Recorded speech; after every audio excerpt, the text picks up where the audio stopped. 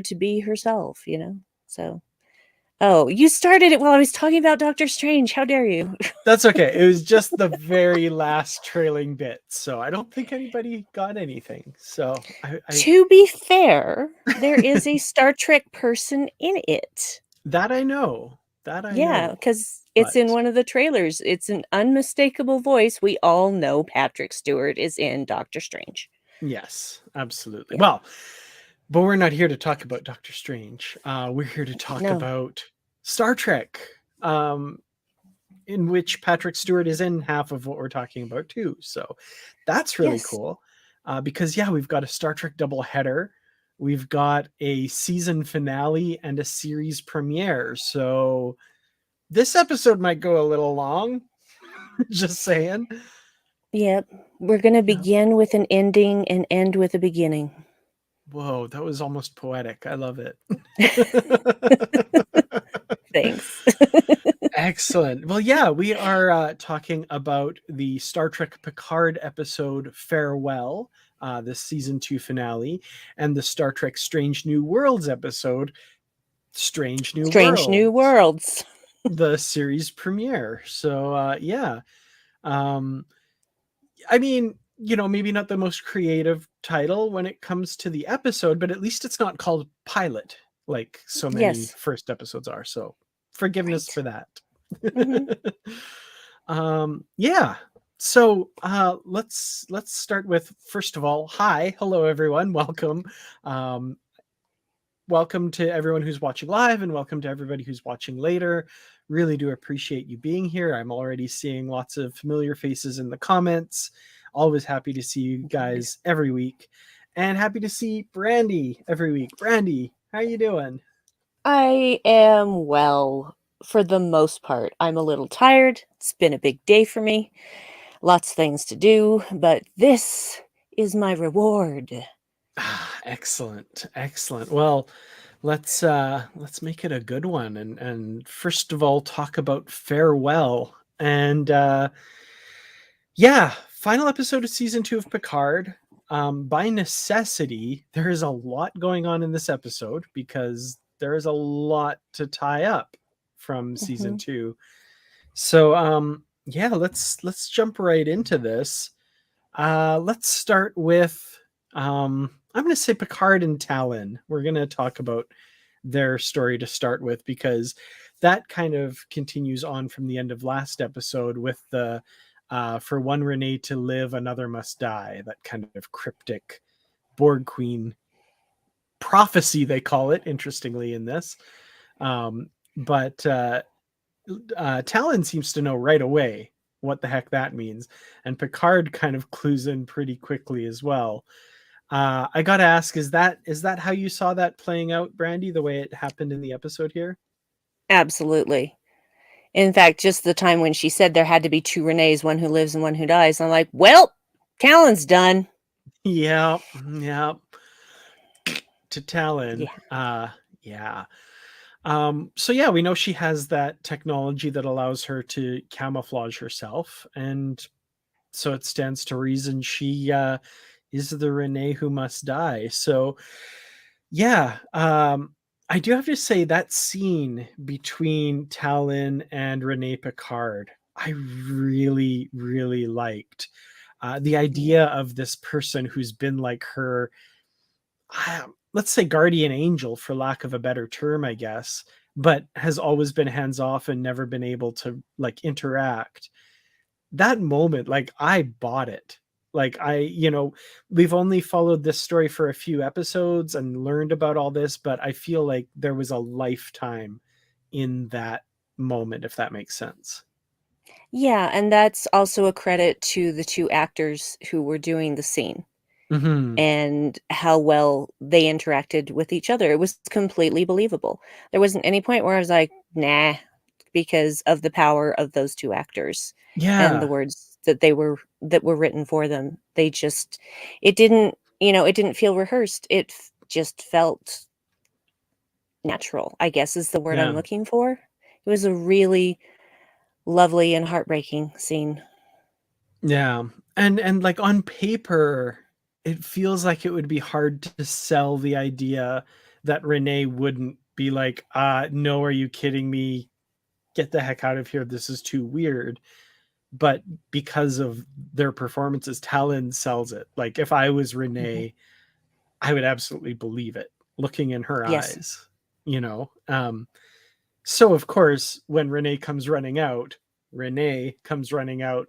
saying, Dr. Soong, there's this strange woman, blah, blah. You're like, okay, I No. know this It was ain't what, telling.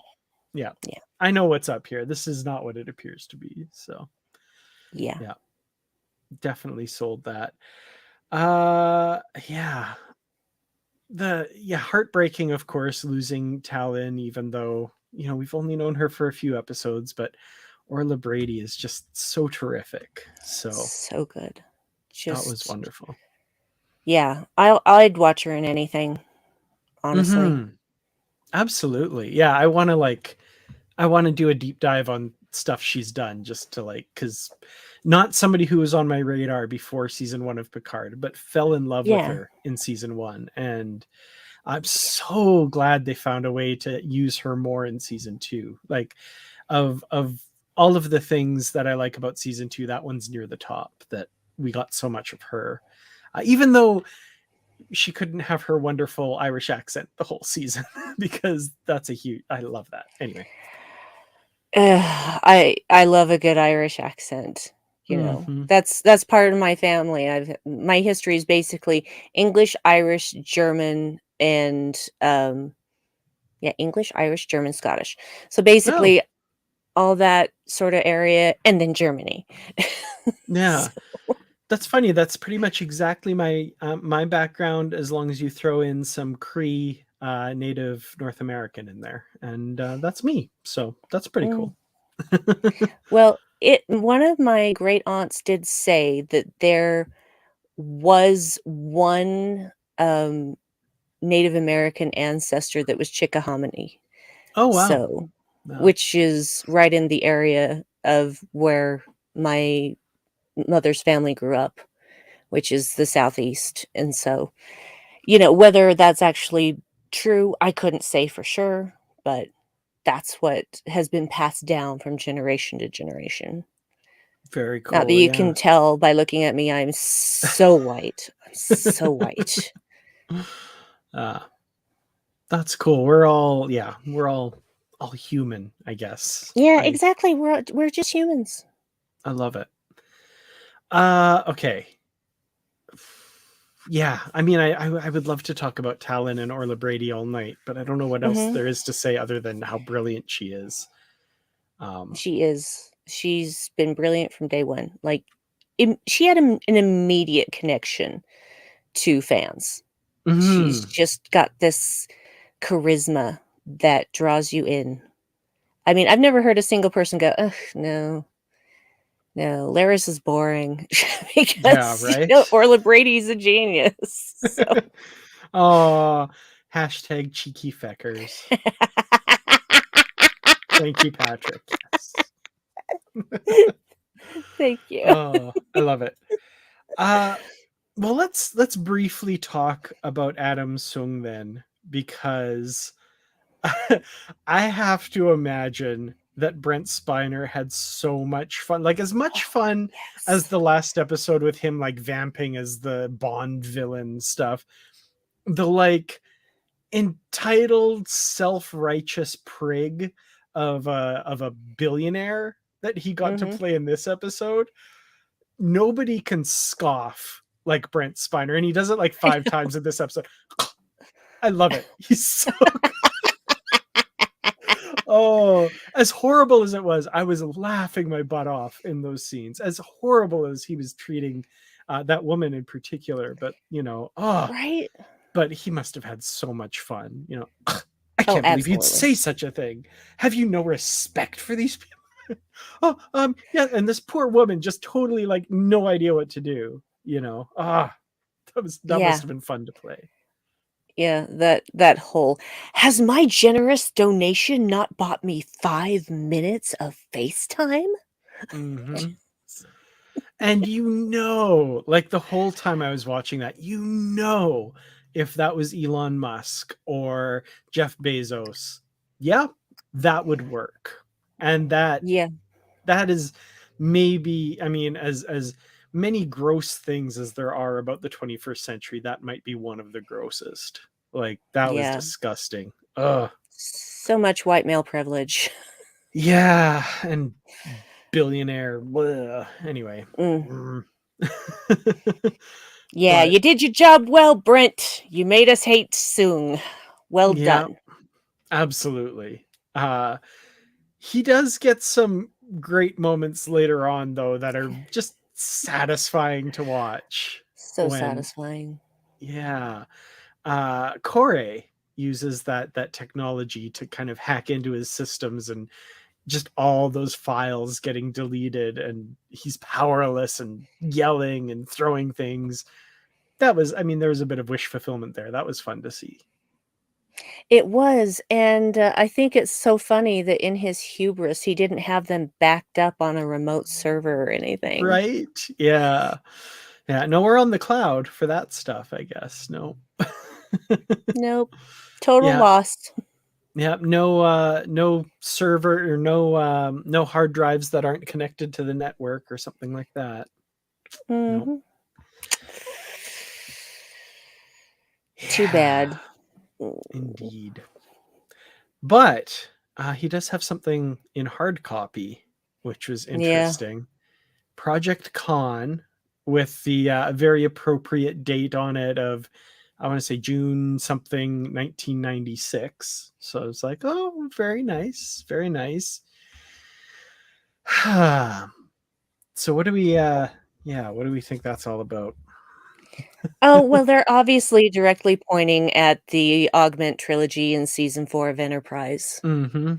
Which again, though, he doesn't seem to have any progeny, so I'm still betting on clones. Yeah, I kind of wondered about that too. That, yeah, I don't know, like, does he have some, maybe, proto clones on ice somewhere or something, like, or is that still in his future? I don't know. Are the Soong family, are they like products of augments, basically? Like, It's possible. I don't know. Hmm. We may never know the truth. Yeah. So interestingly, and when we get to the Strange New Worlds discussion, there's some cross pollination, some crossover there, which is interesting. Which actually brings me to a tweet by Aaron J. Waltke, one of the writers for Star Trek Prodigy.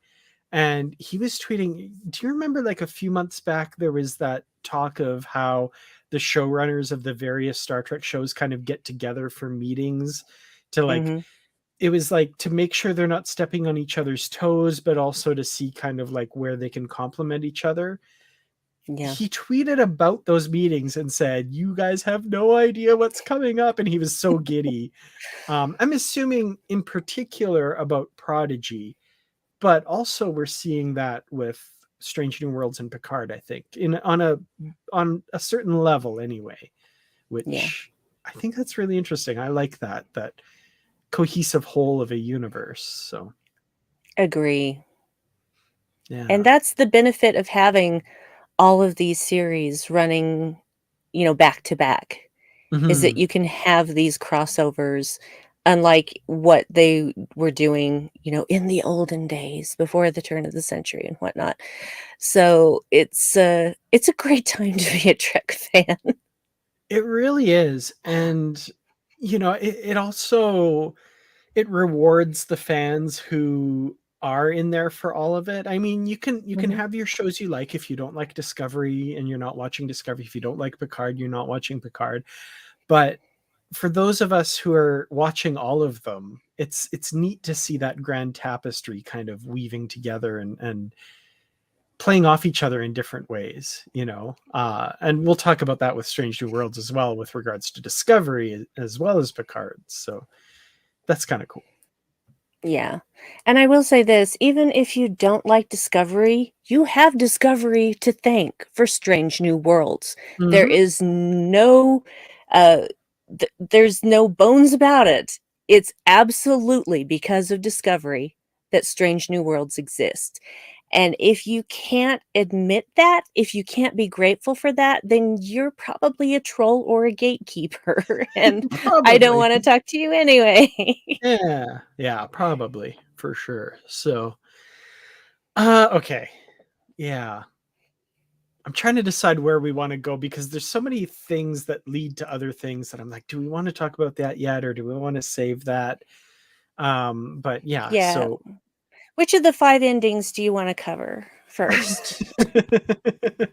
I want to cover the ending where um Frodo joins the elves and goes into the west and diminishes. No, wait, that's Return of the King. Never mind. I don't know why I'm getting those Well, vibes.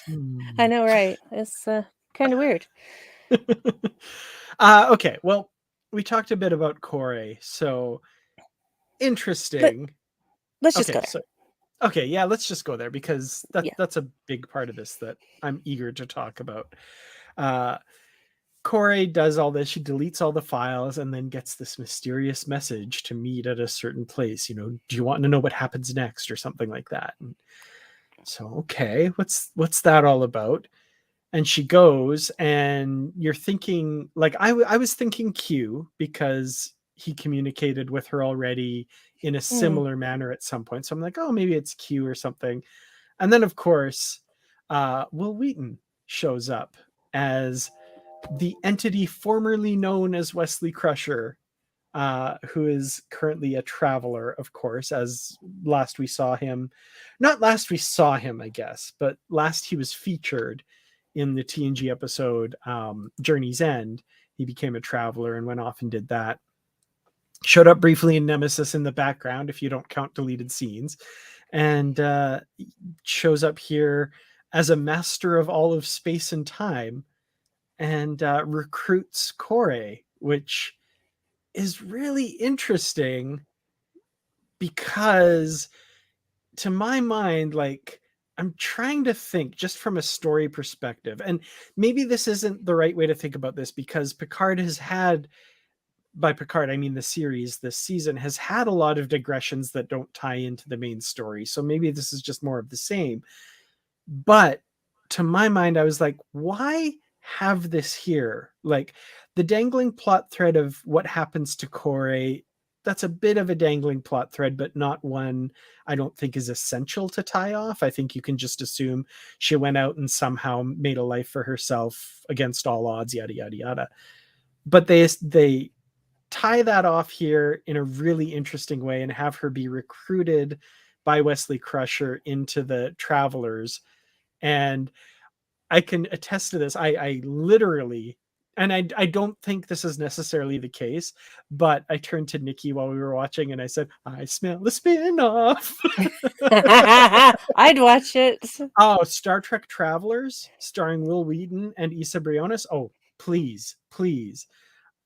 I don't necessarily think that's happening, but it would make for a great, like, Doctor Who take on Star Trek, basically.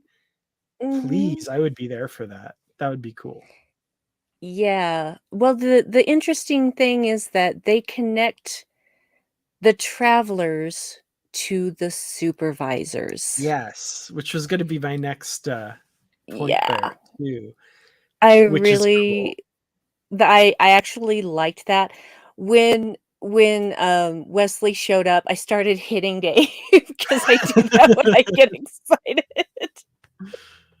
And, because honestly, I'm an unapologetic Wesley Crusher fan Mhm, because I was at exactly the right age to love Wesley Crusher. He was my avatar. I was Wesley's age when Next Generation started. mhm, And so that, to see him treated the way he was at certain times was very frustrating for me. But it was the '80s and early '90s, and looking back on that, I realize that's just what happened then, but that's not good enough for me. That's not good enough. We should have mhm, been much further along in how we treat kids at that point, in my opinion. However, this is the one callback I had absolutely no problem with. This is Yeah. the one fan service that didn't make me roll my eyes. And this is, I just said, thank you.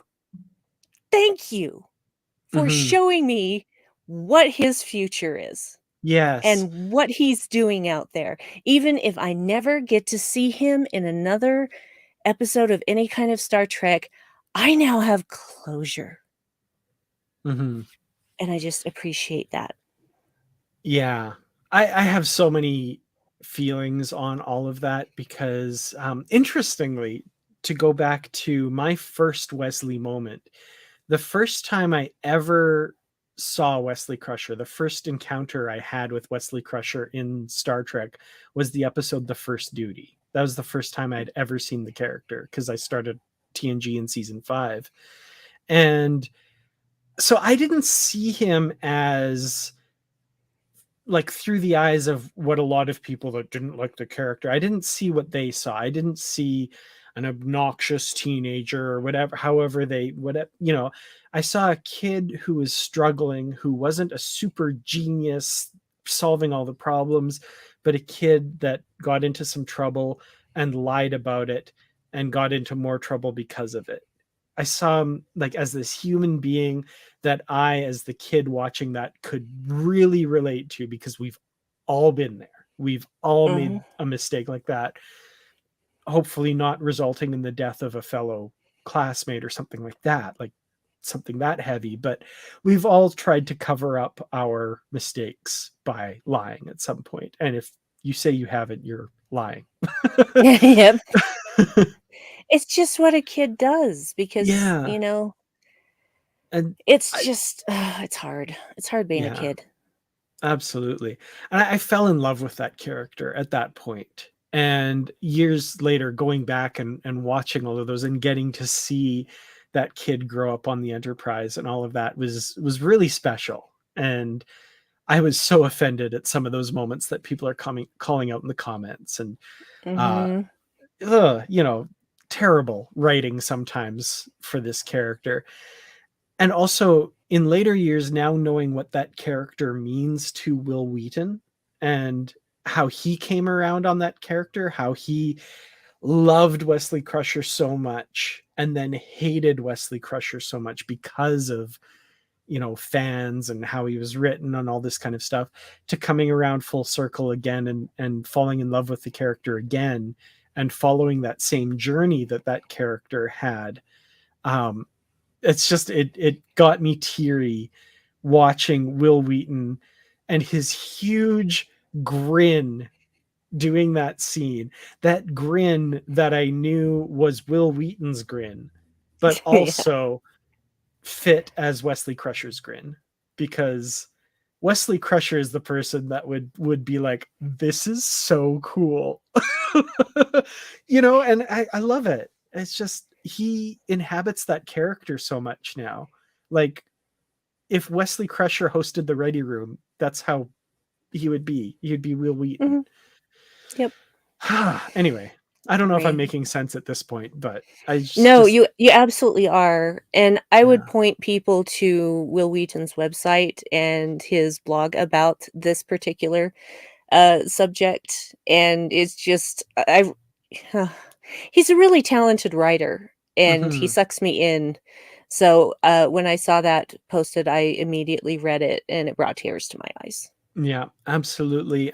Those of you who are in the Positively Trek discussion group under the spoiler discussion for the episode Farewell, I did link to that post as well. So if Yes. you're unable to find it, you can find it there. It's well worth a read for sure. And I got teary reading it all over again. So yeah, that Yes. was incredible. Star Trek Travelers, make it happen. I am there. I am there for it. I'm not Yeah, sure that Will wants to have that kind of a schedule again, but probably any not. anything's possible, Yeah. you know? I mean, having him at, like, even if it was like Issa Briones leading a team or something like that, and Will Wheaton is like the admiral who shows up every few episodes to give him an assignment or something, I'd be like, that's cool. That would work. I'm there for that. Yeah. Yeah. because I was really gutted when I heard how many people are not returning for season 3 of Picard. Not that it Yeah. surprised me. See, okay, Yeah. let's just talk about that for a second, because I just want to say how I feel, and then I will not speak of it again. The whole point with doing this Picard series was to what Patrick Stewart and Alex Kurtzman said, not to retread TNG ground. And what are they doing? They're doing exactly what they said they weren't going to do. Yeah. And I know a lot of people are excited about a TNG reunion. I'm actually not one of them. I Mhm. wanted to see more of the characters you've already established for me. I know about the other characters. I had 7 years plus 3, 4, 5, 4 movies. And I don't need to. Yeah. I'm just, I'm very upset, especially with how little Elnor we got in the season. Yeah. And I, not happy I'm not happy about Yeah. this and I letting it go. well, I'm gonna chime in and say I mostly agree with what you're saying. I'm excited for season 3. I'm thrilled to see those characters. I can't not be. It's just not in my genetic makeup to not be excited to see them. But at the same time, before we even learned that the characters who wouldn't be returning aren't returning, I was worried about this. I was worried Mhm. about them pushing out the new characters. And so those of you who maybe haven't seen the news, we kind of learned one by one in quick succession a number of cast members who aren't returning. The first of which was Alison Pill as Girardi, which kind of for maybe obvious reasons, you know, based on this episode, but she's not going to be back. And then we found out about who was next? I can't remember, but Elnor won't. Evan was next. Yeah, Evan Evagora Elnor won't be returning. Rios won't be returning again for very obvious reasons from what we see in this episode. And then the last one that I'd heard about was Issa Briones Issa.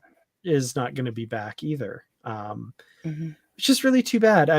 Now, we do know for a fact, though, that both Seven and Rafi are in season 3, so they're still around. But yeah, it does feel like they're kind of getting, not them, but the others who aren't coming back are getting kind of shoved aside for the returning TNG cast members. So that's a too bad, honestly, because I really do like these characters.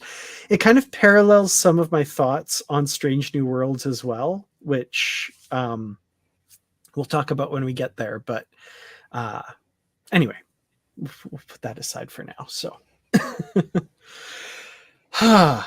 what do we want to talk? I'm going to leave this to you, Brandi. What part of this episode do we want to talk about next? Because there is a Okay, lot. what ending? What ending is next? So we've talked about Talon. I guess we have to talk about Q, Okay. because Oh, honestly, cute. this that that ending is the only thing that has made me emotional this entire season. Mm-hmm. And you know what an emotional person I am, but I was so disconnected because of all of this weird, pointless, what I felt was pointless. I'm not saying it was objectively pointless stuff Mm-hmm. going on in the season that obscured, other things. And so to have that final moment, to have that closure with Q, and when he does that final snap, I just did this. Yeah. Yeah, I agree completely. The whole ending with Q and the whole explanation to Picard and his question, and that whole thing was so well written, where Picard says why and Q says, finish the question, Jean-Luc. why me? And the Q's answer, on the face of it at first, just for a split second, I was like, that's it. But then I thought for half a second longer, and I was like, that's the only answer that makes sense. It's the only answer that fits with everything we've seen of Q, with what he did for Picard in Tapestry, with what he did for Picard in Cupid. He cares about Picard. I've That's been it. saying all along that Q loves Picard. Yep. And as Bruce pointed out in our podcast recording this morning, Data's line in All Good Things, where he says, Q's relationship with you has always been analogous to that of an owner and his beloved pet. He's kind of right. A little bit. Ish. A little bit. Yeah. But yeah, it's like even gods have favorites in your mind, Jean-Luc. I love it. What more perfect answer could you have, right? Yeah. And when Q says that he's going to die, and Picard says, but not alone, and hugs him, and you just, Q's face just turns into this puppy dog eyes, and his eyes well up, and oh man, that was wonderful. Whew, yeah. And it was hard. Credit to Bruce as well for pointing this out. This, we've got Picard and Q saying farewell to each other, but it's also Patrick Stewart and John Delancey and their back and forth relationship over the years, playing these two characters saying goodbye to each other as well, which, I think that's worth paying some lip service to for sure. Yeah. But yeah, man. I also like the idea of Q is not necessarily a linear being. No, he's So not. some people have been saying like, well, it's weird that he's going through this now when, at the same time. Well, not necessarily. I mean, Q has lived for, if you believe him, billions of years. And who's to say that at the end of his life, he's not just coming back to this point with Picard for one final lesson, Like, just because that doesn't mean that Q dies in the early 25th century. That's not what that means. That means that Q has returned to Picard at this point at the end of his life and wants to share that moment with him. Well, technically, he was dying in the 21st century. Exactly. Like, he could be wherever, anywhere, So, man. That one got me though, and all of that. And when he says, sending you back surely will kill me. What that final snap means. That got me. That really got me. Yeah. Yeah, and was anyone surprised that Rios stayed? No, of course not. No. Yeah. And then at the same time, I'm thinking, you have known this woman for 3 days. Thank you. I said exactly the same thing to Nikki, and I was like, what's going through Teresa's head right now? She's like, oh, I haven't told him about Hernando. I hope you. 3 days, right? Like, I mean, we find out from Guinan, it worked out, but boy. That could have been really awkward. Now, to be fair, I do believe, simply because I have experienced it, I do believe that you can meet a person and just inherently know that they are going to be someone you have in your life for the rest of your life. So, which was honestly the way I felt when I met Dave. Even though I didn't realize it at the time, but I was just like, he's different. He had a different energy than anyone I had ever met. and he paid attention to me. He listened to me in conversations and was respectful. And so it was just one of those things like, oh, but I didn't really admit that to myself until a bit later. And then we started dating, and I'm like, yep, this is it. When just at the beginning of us actually going out on a date, I'm like, yep, this is it. So, but that was still like 3 months between the time we met and the time we went on our first date. Yeah. It was enough that it did kind of twig my spidey senses on there. I was like, Yeah. I don't know about this, but okay. You know. Well, she seemed really into him too, so I'm glad it worked out. Yeah, Except for the bar fight, you know. Yeah.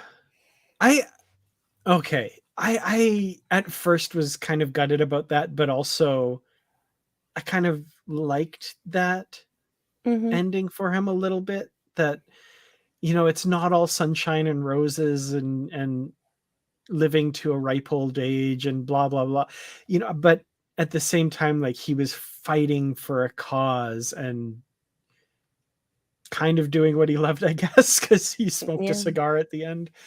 But I don't know. I at first was like, what? And then I'm like, I kind of get it. Yeah. Oh man. So we did find out in this episode, or at least it's strongly implied, of course, that this is all predestination paradox. They're all a part of what was supposed to happen, which absolves the writers. They're able to say, like, oh, whatever they do is whatever they do. Which at first, when Picard's like, oh, Rios, you can't stay. And Rios is like, but I really wanna. And Picard's like, well, okay then. It's better written than that, but basically that's what happens. And then you're like, okay, well, Picard at this point knows that whatever they do is whatever they did. So he's probably like, okay, I guess it's fine. What I really like in the episode, of course, is when he puts the key back where he found it as a kid, because he knows, even though it's going to lead to so much tragedy and heartache and trauma, that if that's not done, that future doesn't happen. That one act could undo everything. And it's at that moment that final, like, thud, when he puts it in place, and Q congratulates him and says, you've learned that lesson and stuff. I thought that was really interesting. And it took me a while to come around to it, but I realized that connects to Girardi and the Borg Queen story a little bit as well, because we wonder now, she flies off and somehow everything still happens historically the way it happened. The Borg do all their things, but I guess Girardi was like secretly in the background working towards what happens at the end of this season and the beginning of the season. But I think she also realizes that if I screw anything up in the meantime, that future doesn't happen. And this renaissance of the Borg never happens. So that was kind of something that I had to, like, come to apart from the episode. But I realized, like, that lesson that Picard took from this, Girardi, Borgrati, whatever we called her, I can't remember. Jaborgi. Thank you. She kind of came to that lesson too, I think, because that's the only way it makes sense in my head. Yeah, it still doesn't make sense in my head. The only way that I can headcanon it into making sense is that she is not the same Borg Queen, because there have been many Borg Queens. And maybe she went to a different universe for a while, because she did come in through this sort of incursion, this opening of a rift in space. So That's what I'm going with, because otherwise I just can't go with it. I just can't. Okay.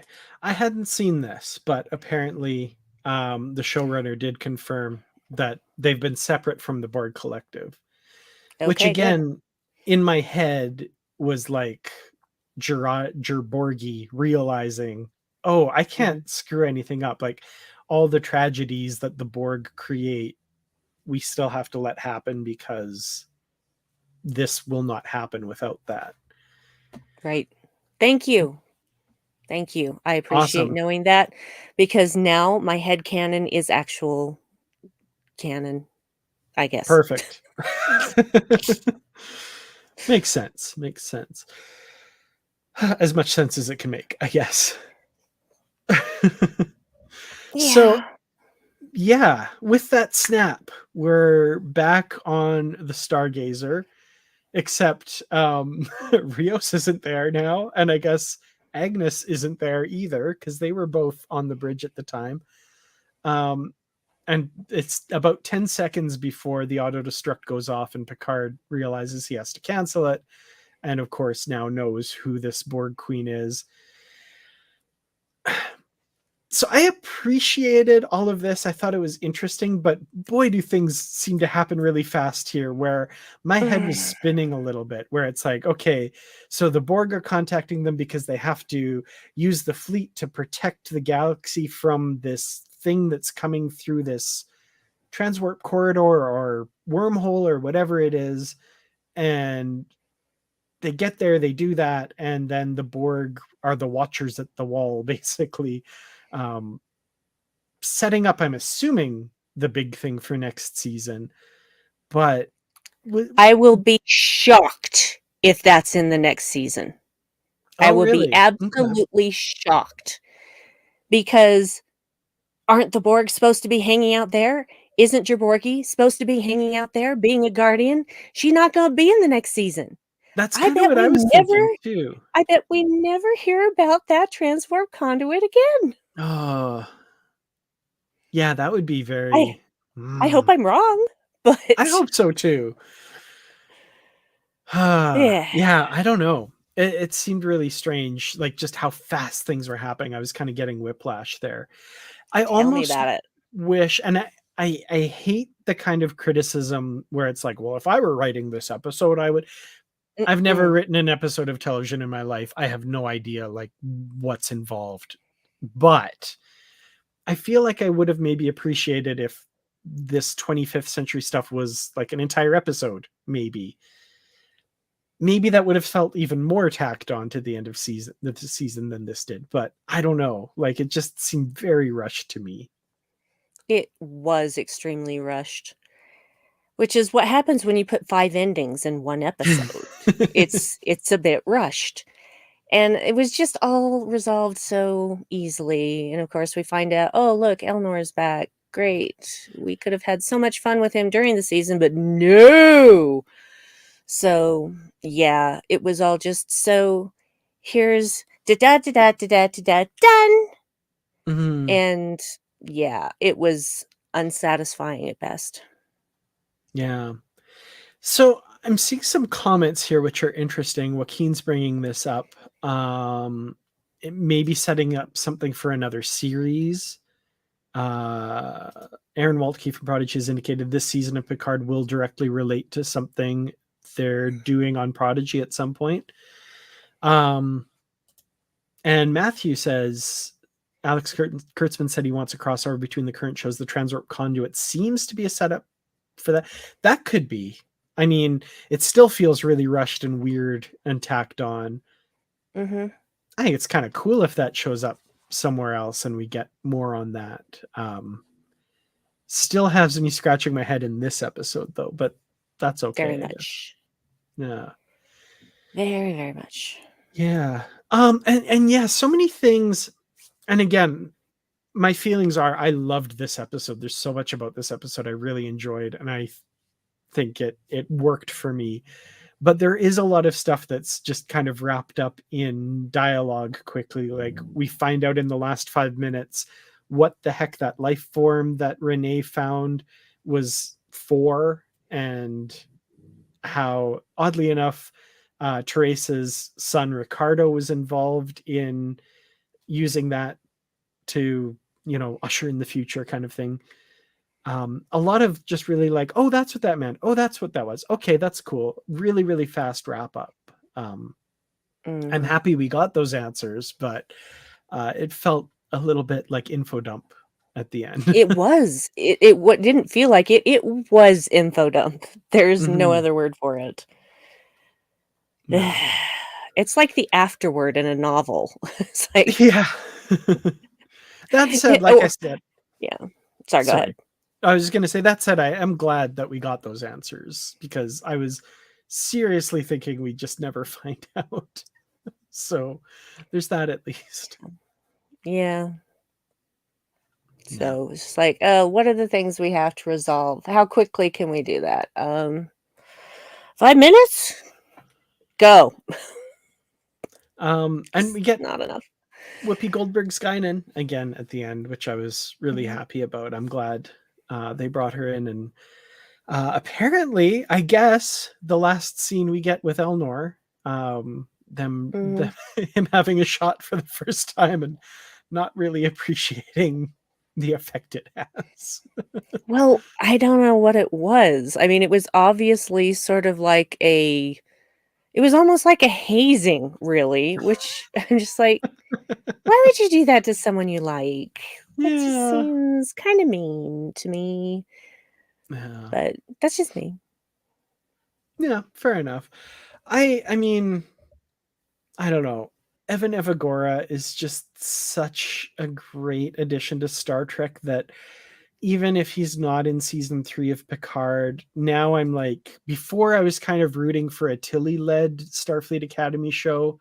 Now I want an Elnor-led Starfleet Academy show. I want the Starfleet Academy show to be set in the 25th century with Elnor's class or something like that. Because dang it, I need more of this, Romulan elf guy, because he's awesome. Yeah. Agreed. Which is just one of the reasons why this season overall just was disappointing for me. Yeah. And I mean, I've long held the thesis that Star Trek is the story of Worf, because he has the most screen time of any character in the history of Star Trek, or at least the most credited episodes and films. Maybe not screen time hours wise, I have no idea, but he's in more episodes and films than any other character. And he's the first Klingon in Starfleet. So let's get that same consideration for the first full Romulan in Starfleet. Let's make the next, however many years of Star Trek the story of Elnor. That's what I want. Works for me. I'm on board with that. Excellent. Okay. Anything we haven't mentioned? That's a big episode. Well, the end. The final ending. Fair enough. That's very true. What are your thoughts on the final ending? Wait, really? No kiss? Come on. I knew you'd say that. Of course you knew I would say that. You know me. I'm not the only one who said that either. Even Dave said that. Yeah. They leave it still oddly ambiguous, like it seems like it's a will they, but I don't know, I was, yeah, I don't know. The possibility is there, but they don't seem to commit to one way or the other, really. No, they sure don't. Fair enough. So you're a Jean-Luc and Laris. You want them to get together. Yeah, because I mean, he doesn't have that many options at this point. Let's be honest. He's pushed everybody else away. And this is the one person willing to give him a second chance. And besides that, it's Laris. So why wouldn't you want to be with her? Okay, I'll say that sentence again. Why wouldn't he want to be with her? So. Yeah, I don't know how I feel. I love Orla Brady. I think she could do better than JL. I'm just kidding. Just Well, kidding. Just kidding. you know, the thing is that no one will ever replace her first husband. But it's Mm-hmm. not about replacement, because each person that you love them in a way that is only for them. So you can love many people throughout your life. You could love many partners throughout your life. Each one will be a different kind of love. Mm-hmm. So, is any one love better than another? Not necessarily. So, I mean, I I just I just want them to be happy. That's all that I care about. Just be happy, cuz God knows JL could, use a stable relationship with a woman. Yeah, absolutely. Ooh, people are using the road outside my house as a drag strip by the sound of it. I could hear that, yes. uh, Linda Marks brings up a good point because we didn't mention this. Um, Oh, yes. Forgot Seven about of that. Nine getting that field commission from Picard and sitting in the Stargazer's captain's chair after that bit of setup an episode ago about, you should have been a Starfleet captain. Why aren't you in Starfleet and stuff? So that was a Mhm. really cool moment for sure.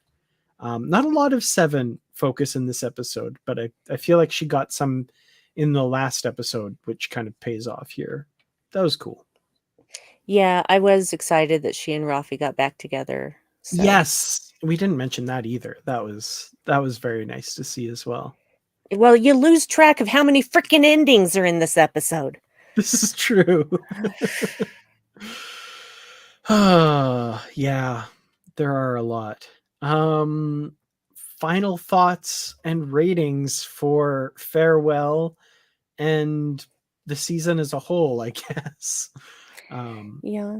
Folks in the comments as well.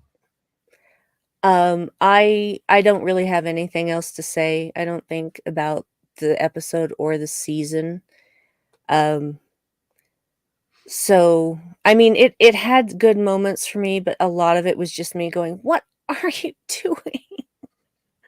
And just being confused by the things that they chose to spend time on. Because honestly, this would be like a 3-episode story arc. You could have done this in 3 episodes. And the fact that you stretched it out to 10 and put in all of this other filler that doesn't necessarily have any bearing on the end of anything, I'm just kinda like, I'm gonna give it one giant heap of wasted potential. um, David, 47 endings. Is that your? I like it. Is that just a Yes. comment or a rating? I'm not sure, but I'll throw it up there. I think it's a comment. I think it's a comment. Okay. Um, yeah, I mean I enjoyed taking this episode by itself. There's just so many great moments in it that I love it just for that. Um, but the season as a whole, yeah, I find myself agreeing with you that the main thrust of the plot feels like it could have been more contained to just a few short episodes or even maybe a longish film Mhm. with a lot of other stuff thrown in to kind of pad it out. And I would have liked to have seen some of those things that were thrown in expanded a bit more somehow. Again, I'm not a television writer. I can't write television. I have no idea how that would work or what that would look like. All I know is how I feel about this season a little bit. So yeah, the season as a whole, I'm looking forward to revisiting it and binging all the episodes together. I feel like they'll work better that way. That doesn't excuse the season. I'm not trying to say like, oh, that'll You can redeem the like whole what you season. like. I mean, I'm Yeah. just because I didn't enjoy it, that doesn't mean that I feel like no one should have enjoyed it. That's Oh yeah, no, no, not what no. I'm saying. Yeah. So, but yeah, I'm gonna let that go for a while. Maybe someday I'll revisit it and feel better about it. I don't know. But yeah, I'm ready to move on from this Yeah. season.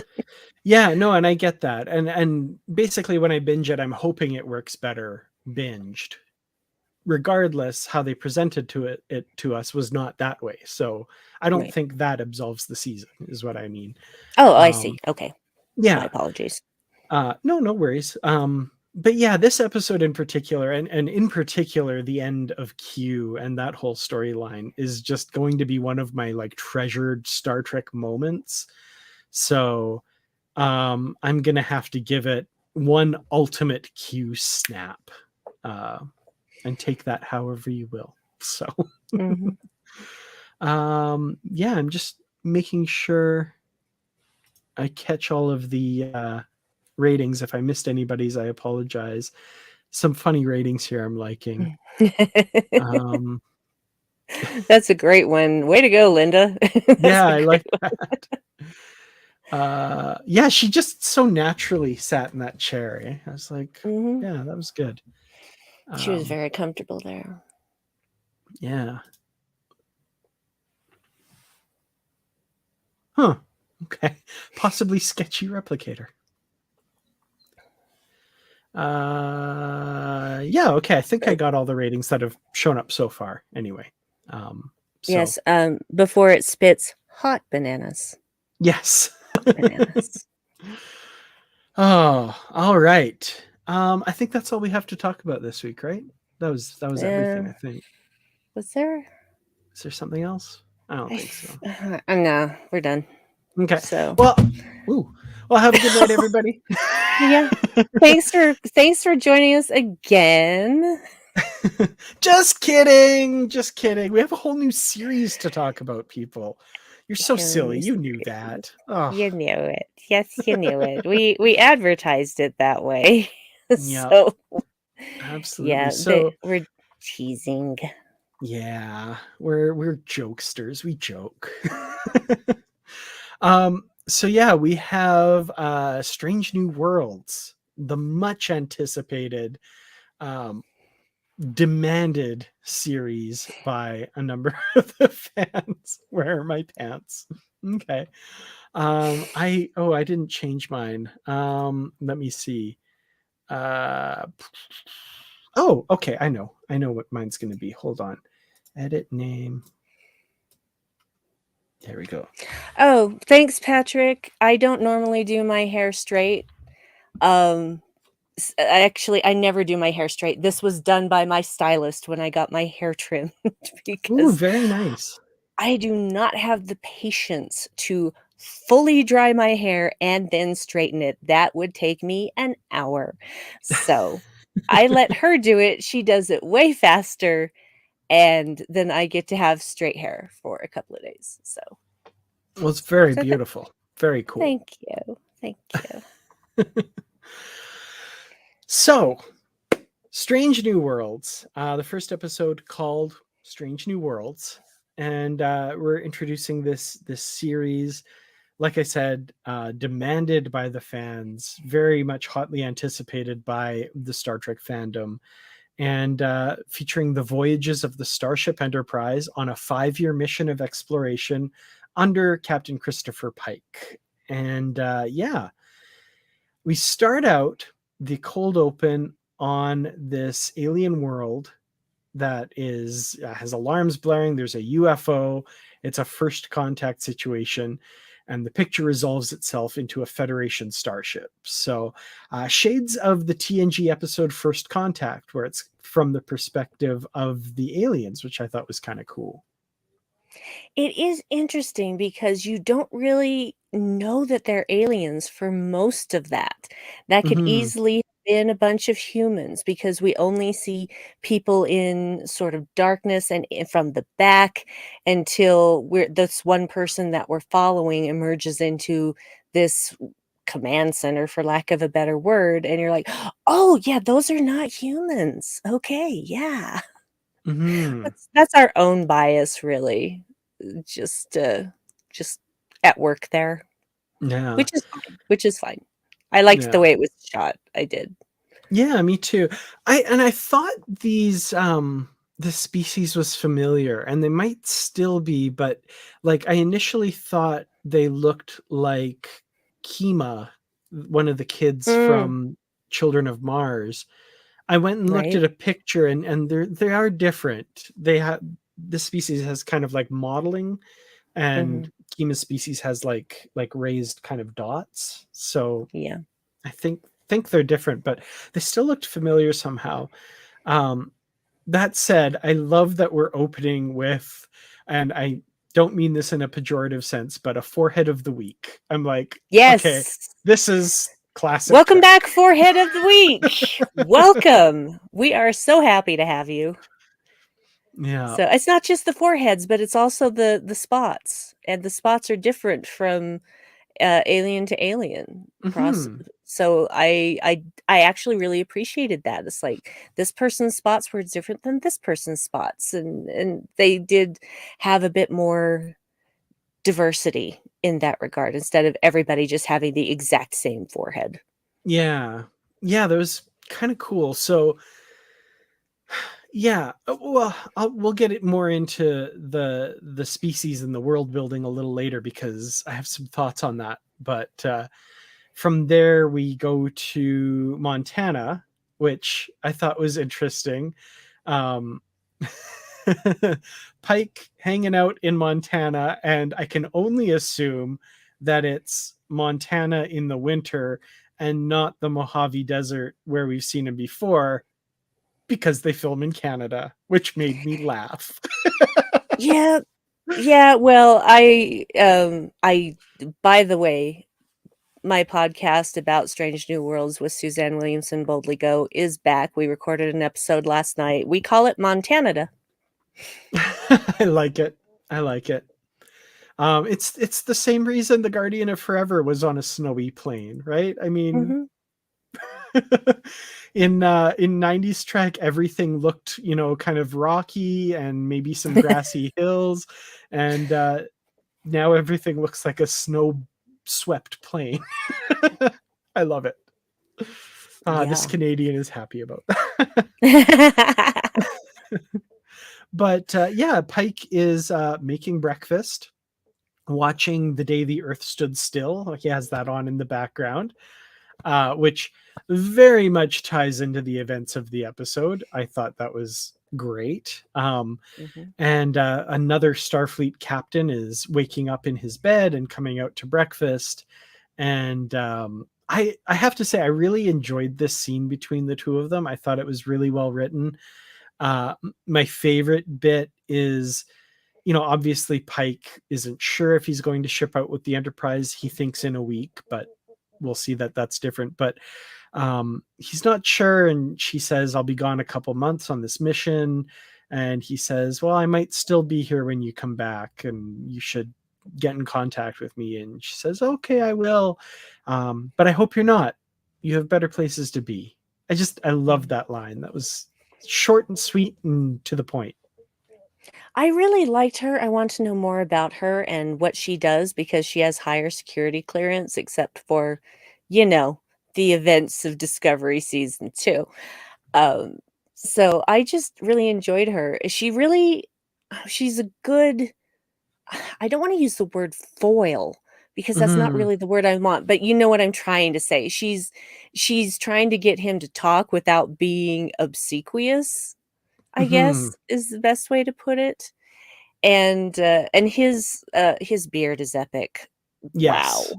And we know we already know Anson Mount can grow a great beard. Hmm. So it's just whew, it's Cullen Bohannon, y'all. I mean, let's be honest. Everybody was thinking about Cullen Bohannon. Yeah. So, but one thing I really found interesting about this scene is how he's presenting breakfast. He's not just Hmm. making breakfast, he's presenting breakfast, the way he carefully puts the perfect pancake on top of the other perfect pancake, and how the fruit has been artfully arranged on the plate. And it seems like his captain friend did not give a flying fig Newton about any of it. Yeah. Boy, did that ever make me want pancakes like you would believe. Right? Oh Oh, man. they looked so good. And like the perfect little fruit compote beside it. And I Mhm. wanted all of it. It looked so good. Yeah, I want to watch Pike's cooking show. Like whatever Right? future version of YouTube they have in the 23rd century, I'm sure he's on there, like plating his creations perfectly. And yeah, Cooking with Captain Pike. I love it. Yeah, and the other thing about this scene, you kind of hit on it for me as well. I love that she's not even insistent, like she's not even at Mm-mm. that level. She's Yeah. just like, she knows there's better things he could be doing, but it's not the end of the world that he's, you know what I mean? Like so many times these Mhm. scenes are played with like, Chris, you're wasting your life, you know, blah blah, but instead it's like, that's kind of a shame. You know, I enjoy hanging out with you, but nah, you could do better than this, Chris. I love that. I love how understated it is. Yeah, she's very chill. I was very intrigued by her. I hope that we get to see her again at some point. Maybe we won't. Mhm. You know, it could be in the old TOS thing. We're going to see her in one episode and never again. So I hope that's not the case because Yeah. I found her interesting. Yeah, me too. I'm definitely intrigued for sure. So yeah, she gets called away. Pike's out riding his horse. He's been ignoring his communicator this whole time. It just keeps beeping away and he's not answering it, which is, I'm going to be honest, exactly how I treat this thing. Yeah. They'll leave a message. It's fine. Hmm. If it's important, they'll leave a message. Exactly. Um, David, I like that. Yeah. Yeah, this is an unlisted communicator. How are they getting this? It's ridiculous. It's it's either that or it's the Federation has sworn out 8 warrants for your arrest, and if you don't send us this much gold pressed Oh, platinum, yeah. then you'll be arrested and thrown in jail. Yeah. I wonder if Ever like in the 23rd century there's like a particular planet that's known for trying to scam people from other Hmm, planets. Like, you know how there's certain countries that there are a lot of those scams originate from, you know. I wonder if there's like, right. it's like, oh, old Rigel 7, they're up to their usual scams again. Yeah, yeah. Um, man, it was nice to see Anson Mount on a horse again, not gonna lie. Mm-hmm. Yeah, that was wonderful. And the shuttlecraft, the very nicely updated retro shuttlecraft. I like that. Mhm. Yeah, Eagle Moss, I assume you already have the plans for that and are working I'm on it. sure. I am absolutely certain. And they better uh, be making the Archer. oh yes, absolutely. Um, but yeah, the spooking Pike's horse, we get Admiral, referred to only at the start here as Bob, but of course we all know because we're Star Trek fans and eat up all the behind the scenes info.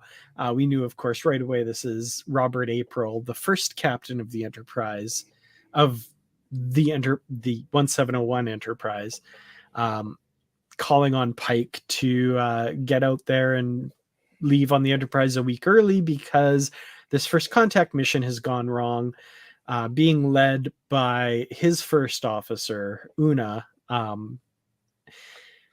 What's interesting about this scene, and again, they're doing little things that challenge our expectations, right? Like the Mhm. last scene, like I said, it didn't play out the way those usually do, where someone's imploring him. It's instead very chill. And in this case, he's saying, like, Chris, you got to go out there. This is your first officer. And you expect, because in most things, that's like, oh, Una, I've got to go rescue you. But even when presented with that, he's like, nope, send someone Mm. else. And then You don't want finally, me in command of that ship. yeah. And finally, April is like, okay, you know what? To heck with this. That's an order. Get your butt up to that ship now. And Yeah. that was interesting. That's, he Yeah. wasn't compelled to do it from a sense of whatever. He had to be Mm. ordered to do it. That's interesting. It is interesting, and April also says something else. He says, "Your first officer doesn't do downtime well." And he says, reminds me of a former first officer of mine. And he looks pointedly at Pike. So that infers to me that Pike was his first officer on the Enterprise. That's what I got from it too. That, Yeah. that makes sense. You know what else? That horse loves Anson Mount with all his little heart. Because if you watch the horse during that scene, that horse is just like, I love you. I love you. I love you. I love you. It's just so sweet. Can we honestly say if any of us were that close to Anson Mount, we wouldn't be doing the same? I would totally be doing that. I love you. I love you. I love you. I love you. Just that would be me. Absolutely would be me. Yep. So Pike is ordered to ship out, and from there we go to the opening credits, which are incredible. I love them. Beautiful. I love the music as well. I've loved all of the themes for the modern Star Trek, and agree. This was a discussion I got in with Bruce, and I've seen the same complaints about this theme that I've seen for the other themes, starting with Discovery and continuing with Picard. I guess mostly just these three. That initially it feels like there's not like a strong theme to it. It feels like just kind of like music. But I have found with all three of the first two, and I'm sure this will happen with this third one as well, as I listen to it more and more, there's like a strong theme in it that isn't immediately apparent, but that I know in a month's time, I will be walking downtown and I'll start humming it in my head. And I'll be like, oh, that's the theme from Strange New Worlds. It's in my head right now. Now that we're talking about it, it's right in my head.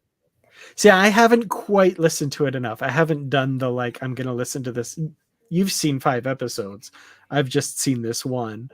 But like I can't remember exactly the day, but I do remember at one point, like, I don't know, going to have a shower or something and going, Yep. I'm like, oh, that's the Picard theme. Wow. Okay. That theme is imprinted on my head now.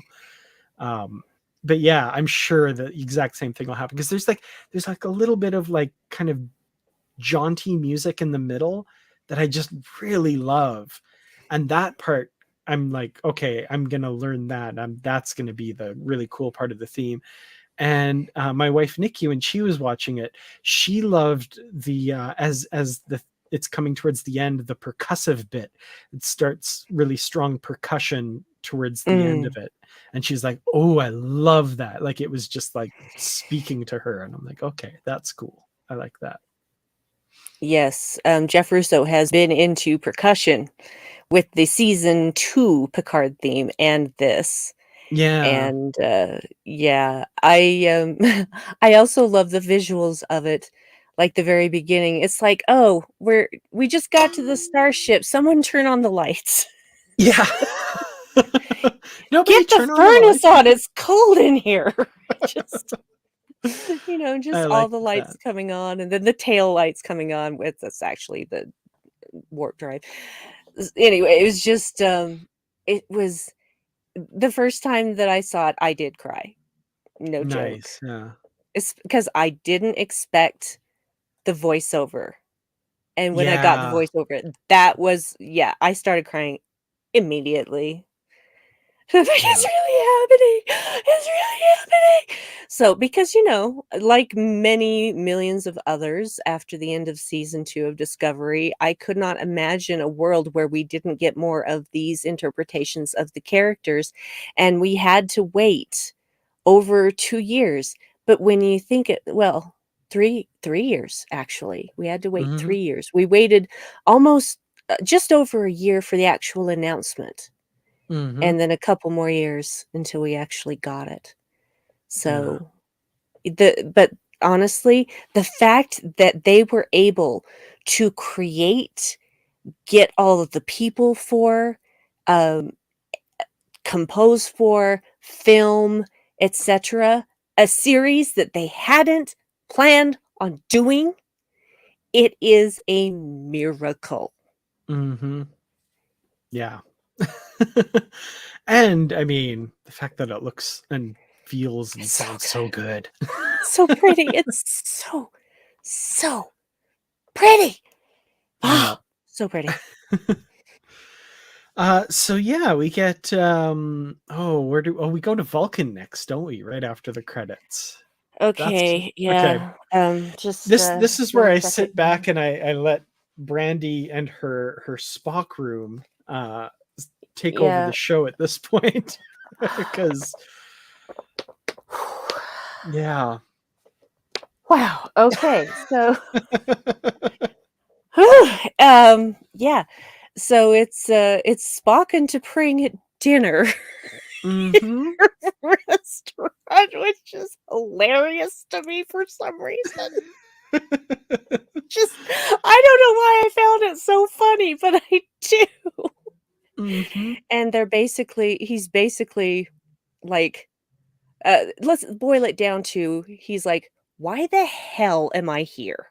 Okay, quit yanking my chain. Why Mm-hmm. am I here? You're giving me all these signals and yet you're not following through. What is happening? And who can blame him, really? Mm-hmm. Because it becomes clear that she has been yanking his chain for a while now.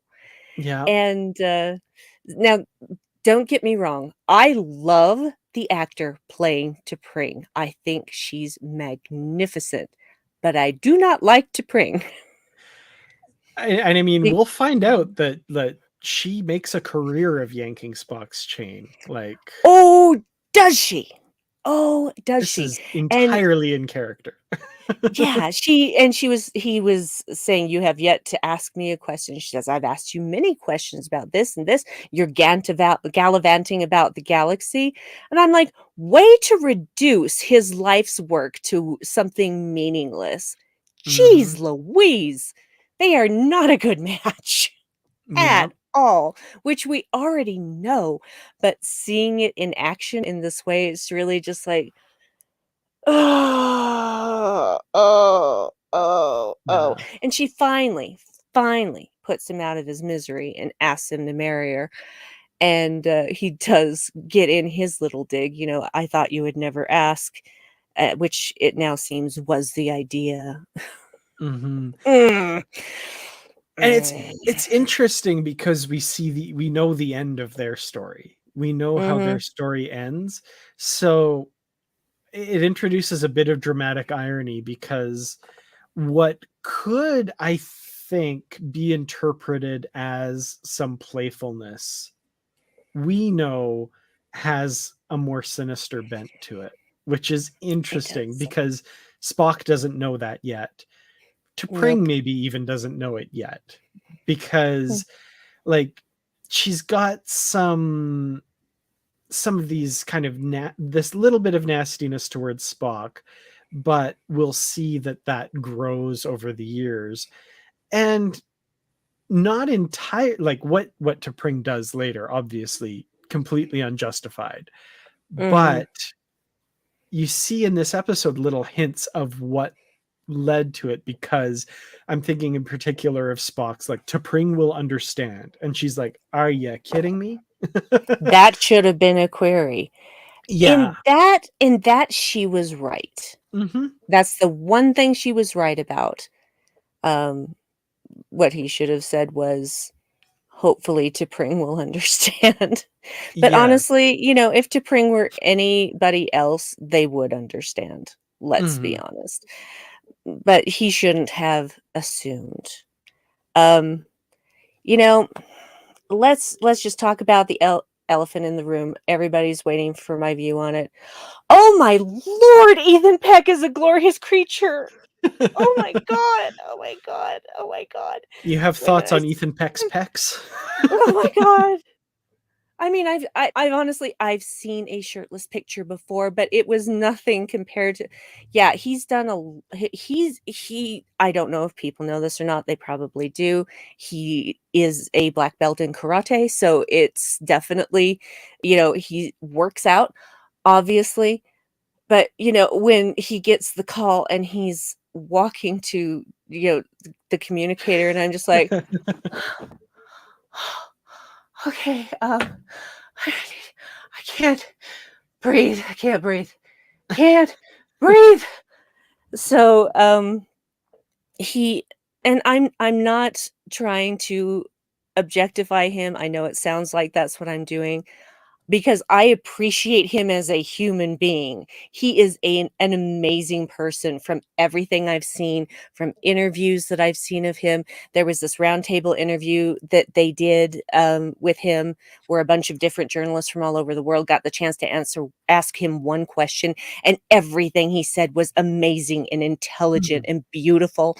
And you can probably find it on Twitter. If not, I will retweet it again, so you can go to my Twitter handle at Brandi112 and find it that way after the show. And he's a magnificent person, and to have all of that package in that body is too much. It's too much for me to bear. Just I'm sweating right now, you guys. I really am. So sweaty. I get it for sure. Yeah. Could I say another okay, so yeah, that's where I'm getting my little quote from here was when Pike is calling Spock, and first of all, he sticks that communicator in that little slot and it pops up on the view screen, and I'm like, well, that's cool. Like, I love it. just love little things like that. That's awesome. But he's like, Spock, are you naked? No, Captain. And then T'Pring, who's on a first name basis with Captain Pike, interestingly enough, T'Pring says, no, Chris, he's not. He was about to be. It's a special night. Which is where I got my name there. Little quote. Yeah. And it is a special night. We're talking about 2 episodes, so. Yeah. Yeah, it was. I mean, oh, he was shirtless for so long. It's just anyway, sorry. I'm sorry. Yeah, I just it's phew, I guess I'm somewhat intimidated by a person who is that amazing in like every possible way. So, yeah, sorry. Totally understandable. Totally Anyway. understandable. Well, let's get some clothes on Spock and have him up to the Enterprise, because like Brandy's going to explode here. Melt is more like it. Just melt into a puddle. So yeah, they're setting out on the Enterprise, going after the USS Archer to find out what happened. It's a first contact situation on this planet. They go there and they find out that this warp signature that they detected is apparently not an engine, but a warp bomb, which that's not good.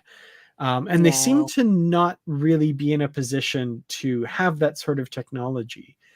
I loved this revelation, and we're jumping around the episode a little bit, but this revelation that they back engineered the technology from what they observed of the Battle of Zahia, basically, with when the Discovery goes to the 32nd century, and the Klingon ships and the Federation ships and the Kelpian ships, all of that stuff.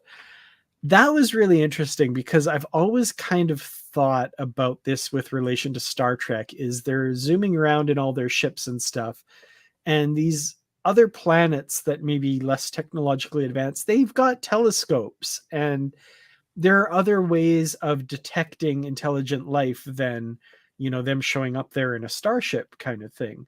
I always thought about, like, I don't know, when the first space explorers leave Viridian 4 and land on Viridian 3, and like, I don't know, I'm sure the Federation has some really good cleanup techniques, but is there some remnants of the crashed Enterprise saucer section that they'll find or something? Like, I don't know. I just love that idea of a less advanced civilization kind of seeing the leavings of the more advanced ones. And it's kind of cool they built that story around this. I absolutely love that they did that. Absolutely love that. And man, we get that big stellar map. Sorry. Yum Yum podcast. Thank you. Sorry, I apologize for interrupting, but No, worth it. Absolutely worth it. oh, Oh, that's going to be in my head now. I can hear Homer saying that in my Oh, anyway. I'm debating putting this one up too, but I think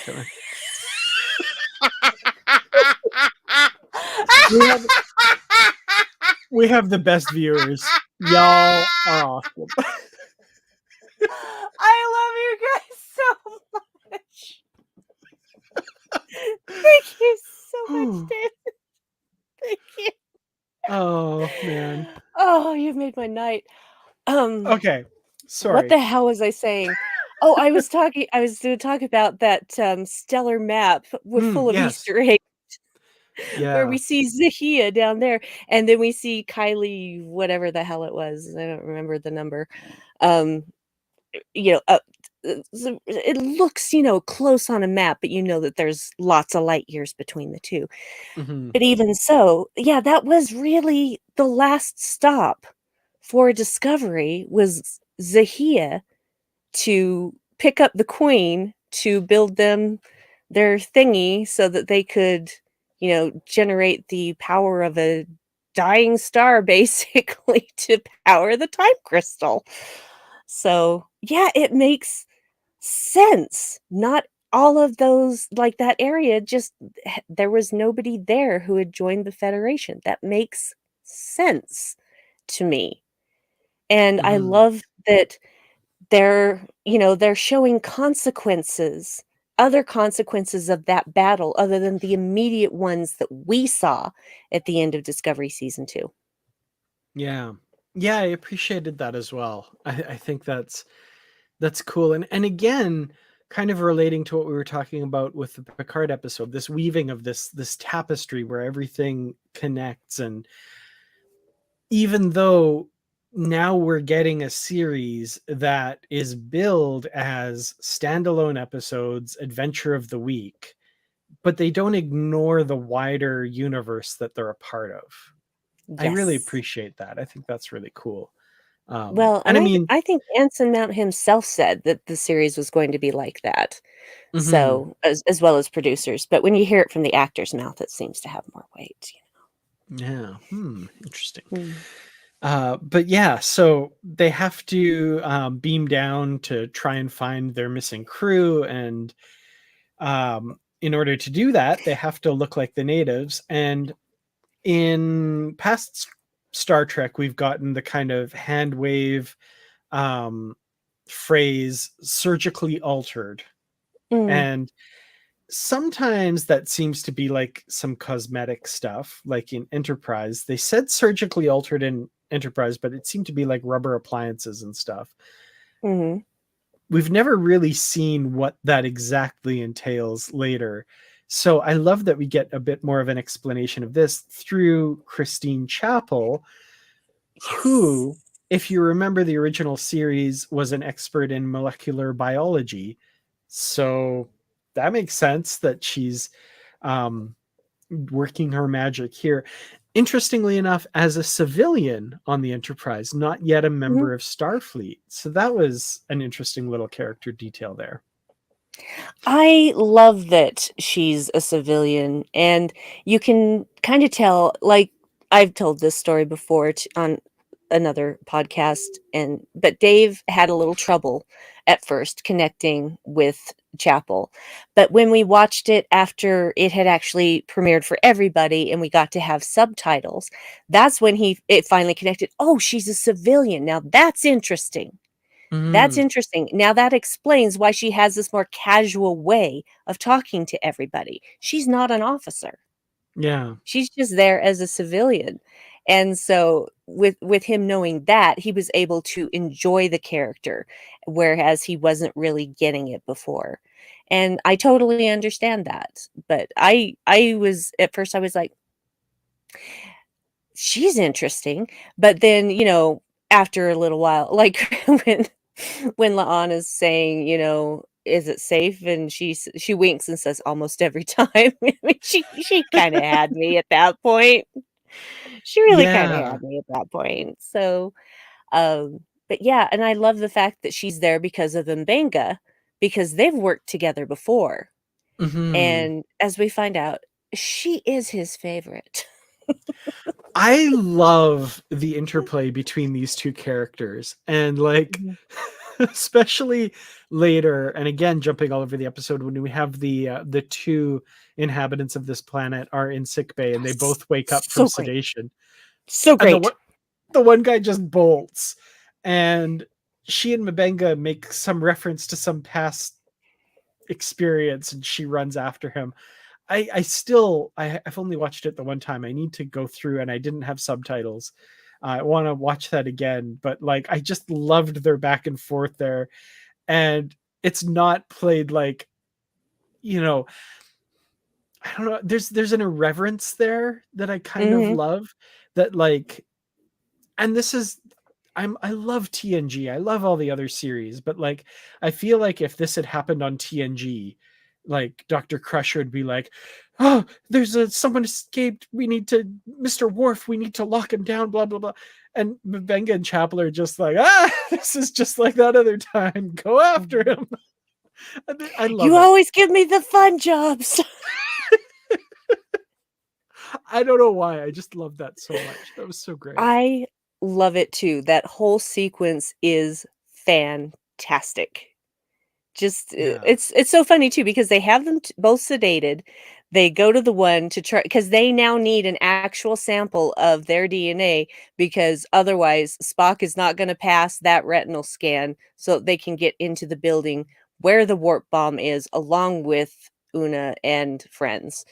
And the thing that I did not get because of the dialogue and not having subtitles for the screeners, the one thing I did not get until we had subtitles was the fact that they beamed an eye salve onto Spock's eyes to get them Oh, through that scan.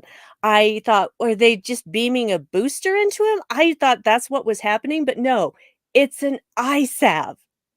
okay. I Yeah. didn't get that at all. So, Yeah, because folks, the dialogue is hard to understand it without is, yeah. And subtitles. I didn't have subtitles for my watching. Ah, that's interesting. Okay.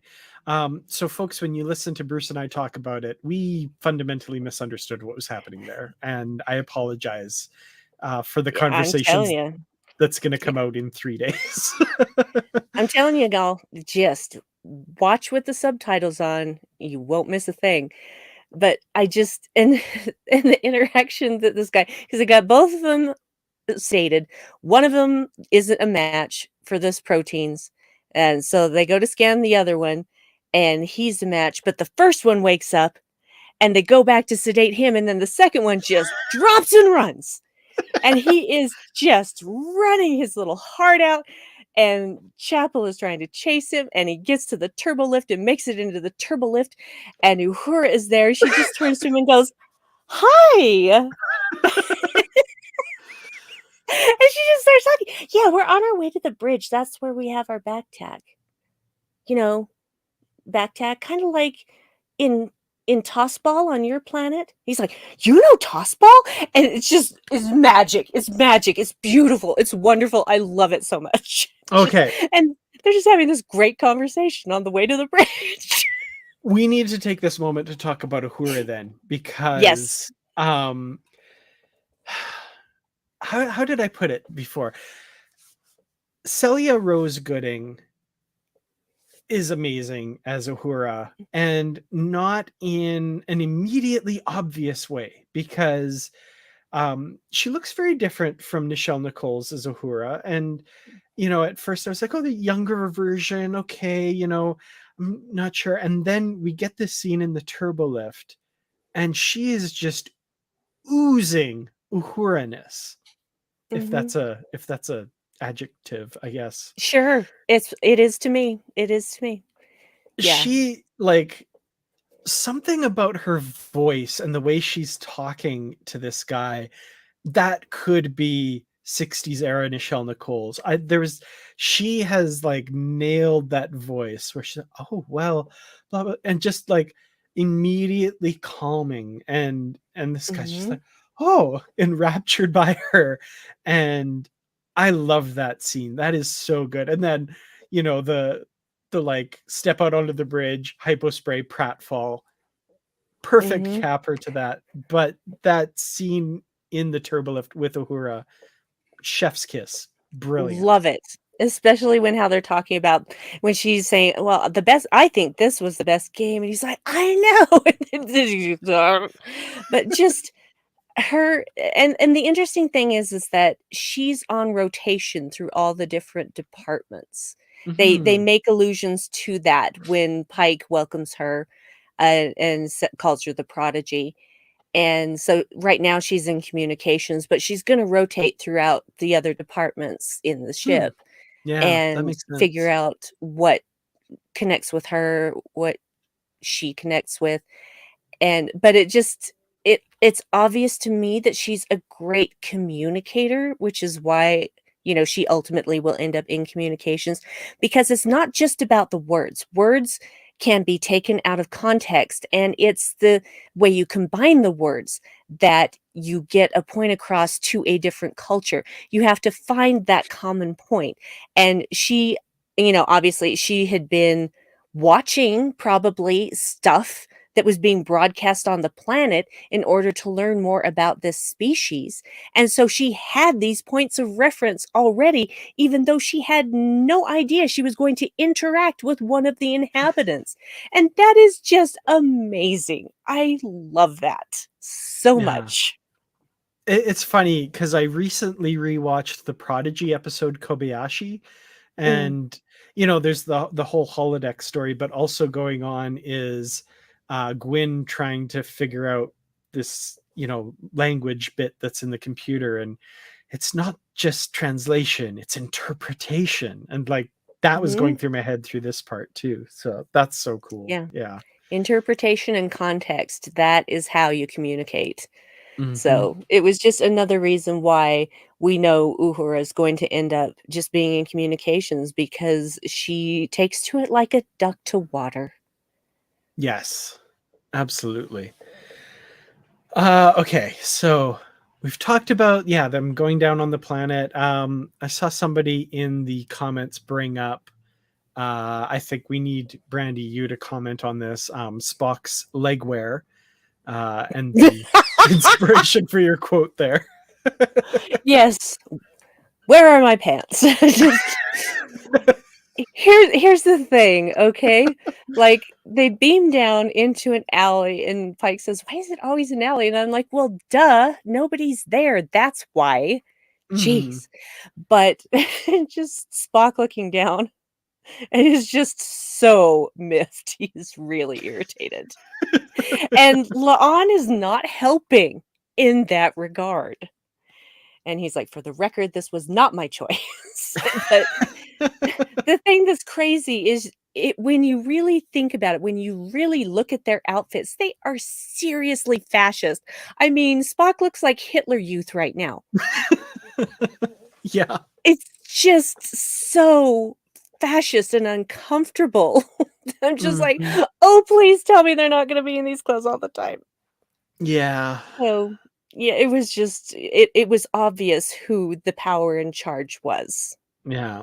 Well, they very quickly change into different clothes with the doctor clothes, I guess, or the Yeah, whatever this facility scientist is. clothes, I Yeah. guess. Yeah, that was good. That was good because Spock finally got some pants back. Yes, I'm sure he was very happy about that. Yeah, although he does have nice legs, but we knew that already. Yeah. So, I am seeing yeah. people say that we need to talk about Ortegas, who Hell yes. she doesn't have Hell a yes. huge part in this episode, but I feel like I'm gonna really like this character and that moment. And someone else brought it up, and I lost the comment. I'm sorry, I can't find it. But oh, I just did find it. Oh, it's Matthew. Yeah, always when I'm in command.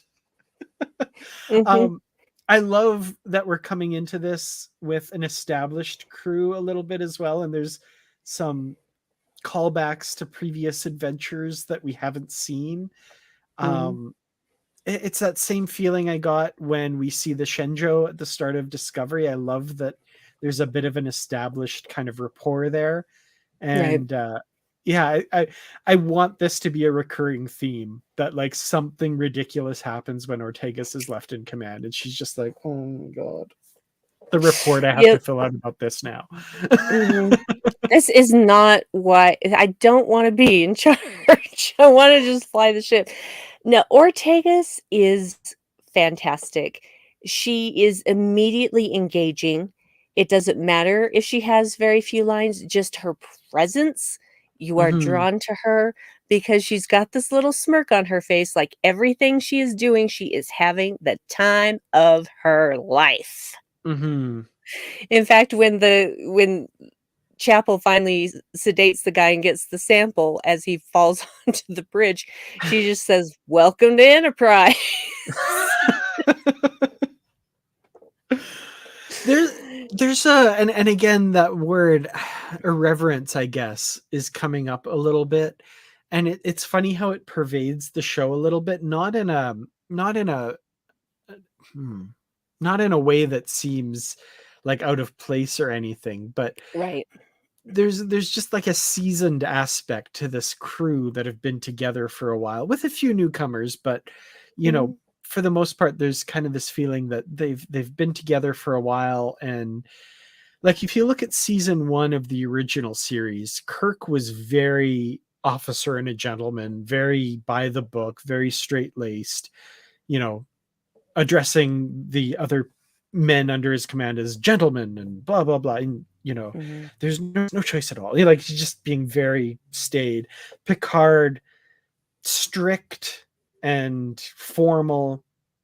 And I love how it carries over. Bruce and I were talking about the opening monologue. You've got Kirk, space, the final frontier. These are the, very, whatever. Picard, very space, the final front, like very strict and organized. And even Pike in this is just like space, the final frontier. These, and there's just like a laid back aspect to it that I really like, that kind of pervades this show. It's like he's a late night talk show host. Space, the final frontier. These are the voyages of the Starship Enterprise. just, just like, yes. What? I'm sorry. What were you saying? I was hypnotized by the sound of your voice. Mm-hmm. Yeah, it's that's the thing. We're having fun on this ship because you should have fun at your job, Yeah, you know? And they are absolutely. capable people. They're not going to do something stupid. But yeah, it's like Pike says at the very end of the season 2 premiere of Discovery, we're going to ruffle a few feathers, but let's have some fun along the way. Mm-hmm. Just yeah, it's just like, yeah, we know what kind of captain we have. We know what kind of captain we have. So, Yeah. maybe at some point La'an will loosen up. God only knows. That poor woman. Um, I love the segues you're giving me, because La'an was who I wanted to talk about next, it's because like I can read your mind. I really can't, but it's like I can. oh, there we go. Thank you, TJ. I've been seeing people's comments. This one's the best. Yes. This Yeah. is 101.5 FM, your smooth jazz central. And coming up next, we have no, I'm sorry. It's perfect. So someone who isn't laid back so much, Noonien-Singh. Some interesting things with her character. We get some backstory with regards to the Gorn, which is interesting. I'm curious to learn more about this. There's a few things that like canonistas out there are already kind of starting to swarm up. I think there's some interpretations that we haven't seen yet. I don't know. I can see Mhm. ways that it can go that make it all okay for everyone out there, but whatever. Um, some very rough experiences as a young person. And also, I kind of, to the point where I was almost like laughing, because this happens a few times in the episode where they make reference to like, well, I've read your file. Yes, that thing in my file. Yeah, that thing in your file. Whew, we won't talk about it, but and it's like, okay, what's going on there? But yeah, very intense character for sure. She is. And I will say this, I had a lot of trouble connecting with her. Hmm. And it took me until like the 4th or 5th episode before it finally clicked for me. Okay. And but now that it has, going back and rewatching that first episode, it made me a lot more, I guess I just understood her character more, and so I appreciated her more in this episode than I did the first couple of times that I watched it. So, yeah, I can't give spoilers about what we will or will not learn about La'an. Um, Gosh, I wish I could, but we're not there yet. We'll So, get there. I can't really talk more about it other than what has been given in this episode, but I really just feel like her hairstyle is such a choice that she wants her hair to hurt. She wants her scalp to hurt from her hair. Yes. Thank you, Dave. See, this is why we have been married for almost 25 years. We share the same brain. Um, Mm-hmm. but I think that that's purposeful. Which is the same reason why she did not want to be sedated. Yeah. She has this thing with needing to be aware of everything all the time. Yeah. And yeah, I can't say anything else. But I did find a way to connect with this character, and now I look forward to seeing the rest of the episodes with this knowledge now, and being able to appreciate her a lot more. Hmm. Um, I have seen the actor before in Doctor Who, and I didn't recognize her at first. Yes, thank you. Mm-hmm. Patrick, And thank you very much. yeah, so I have seen her before, and I liked her then. So, but there's it's like we're at the end of the episode. Pike is explaining, your record is spotless, but personal achievements are not what makes this work. It's teamwork. Mm-hmm. So he's explaining to her, you still got to be part of the team. I get why you are the way you are, but you still got to work with other people. Mm-hmm. And we're a family here. You're now part of that family. So, you know, we're going to treat you accordingly. He's saying all of that without saying it straight out, but Yeah. yeah, I appreciate Lon. I really appreciate how she's a very fast thinker, especially when incapacitating those two guys. And she's like, "Oh yeah, permission to act quickly," and Pike's like, "Granted." And she's like, "Oh, oh, my medication, help me!" And his neck. What is she? What? Yeah, and That was great. finally Spock's like, "Oh, oh, oh." Well, Pike was also just like, "Huh?" What? and and she gives him crap about that too, and you can finally take a hint. That was wonderful. Yeah, that was great. I feel like she'd be easy to dismiss early on, like with the scene of like, no sedation, I want it, blah blah blah. Is like, okay, yeah, we've got a really hard, intense character here, but there's obviously way more to her than that, and there's a Mhm. reason behind that we haven't gotten yet. So, Mhm. um, Mhm. Mhm. yeah, Y uh, you will. yeah, Anyway, yeah, I think it's clear that you will find out what has made her this way. yeah, for sure. Okay. Let's talk about the main plot of this episode after Una and the two other officers are rescued, and they realize the reason behind this technology falling into their hands. I love Pike actually giving voice to the thought that has gone through Kirk's mind and Picard's mind and Janeway's mind. I guess I don't know if Cisco's been through many Prime Directive situations, but if he had, he would have thought this as well. And he literally says, "Screw General Screw it. Order 1." Yep. Screw General Order 1. Yep. That was fun because he actually put into words what Kirk did in like half a dozen episodes. So, Yeah. Well, I mean, really, this is like closing the barn door after the horses run out. mm-hmm. You know, it is their mess to clean up. It was Yeah, not a mess they intended to make. They didn't even know they made it, but now they do, and Pike is not going to let it stand, and yeah. rightly so. I love that he basically does the day the Earth stood still. Like I he know, right? stands in front of the planet and says, "Hey, we're from this group. Y'all are gonna destroy yourselves. We don't want you to do that." And I really enjoyed that. And jumping ahead to when I guess the leader says basically she makes all the excuses for why they need this technology. The one with the Mm. bigger stick wins.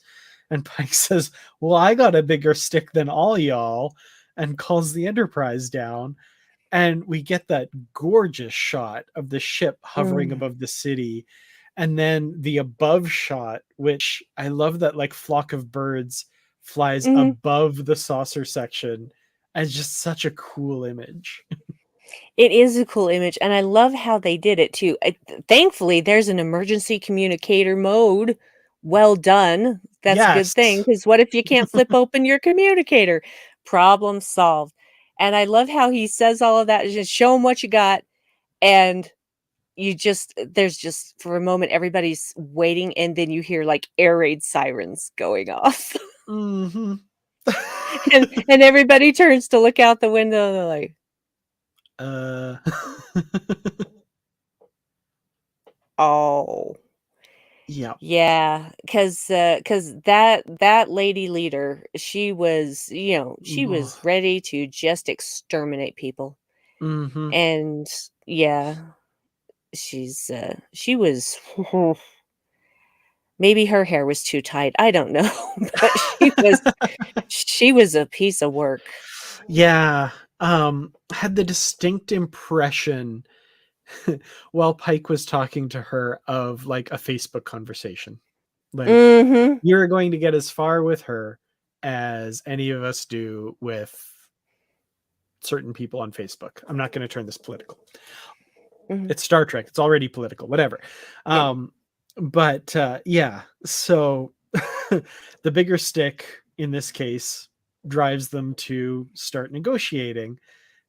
Those negotiations don't seem to be going well, and we get that great moment of Pike beaming down in the middle of them. Hi. "Hi, sorry to interrupt, but you guys are screwing this up, and let me Yeah. show you exactly what your future holds." I love that that's the way he did it. He didn't say, Yes. "Oh, no, you should be better like us because we know what we're doing," etcetera. He's like, "No, we used to be just like what you are now, and here is what we did. This is your future." He Yeah. just flat out shows them, this is the end game for you. Is this what you want?" Yeah. Yeah. I'm gonna jump in here and say, hey, Sam Lewis, thank you so much for joining us. I know it's incredibly late. Really appreciate having you here.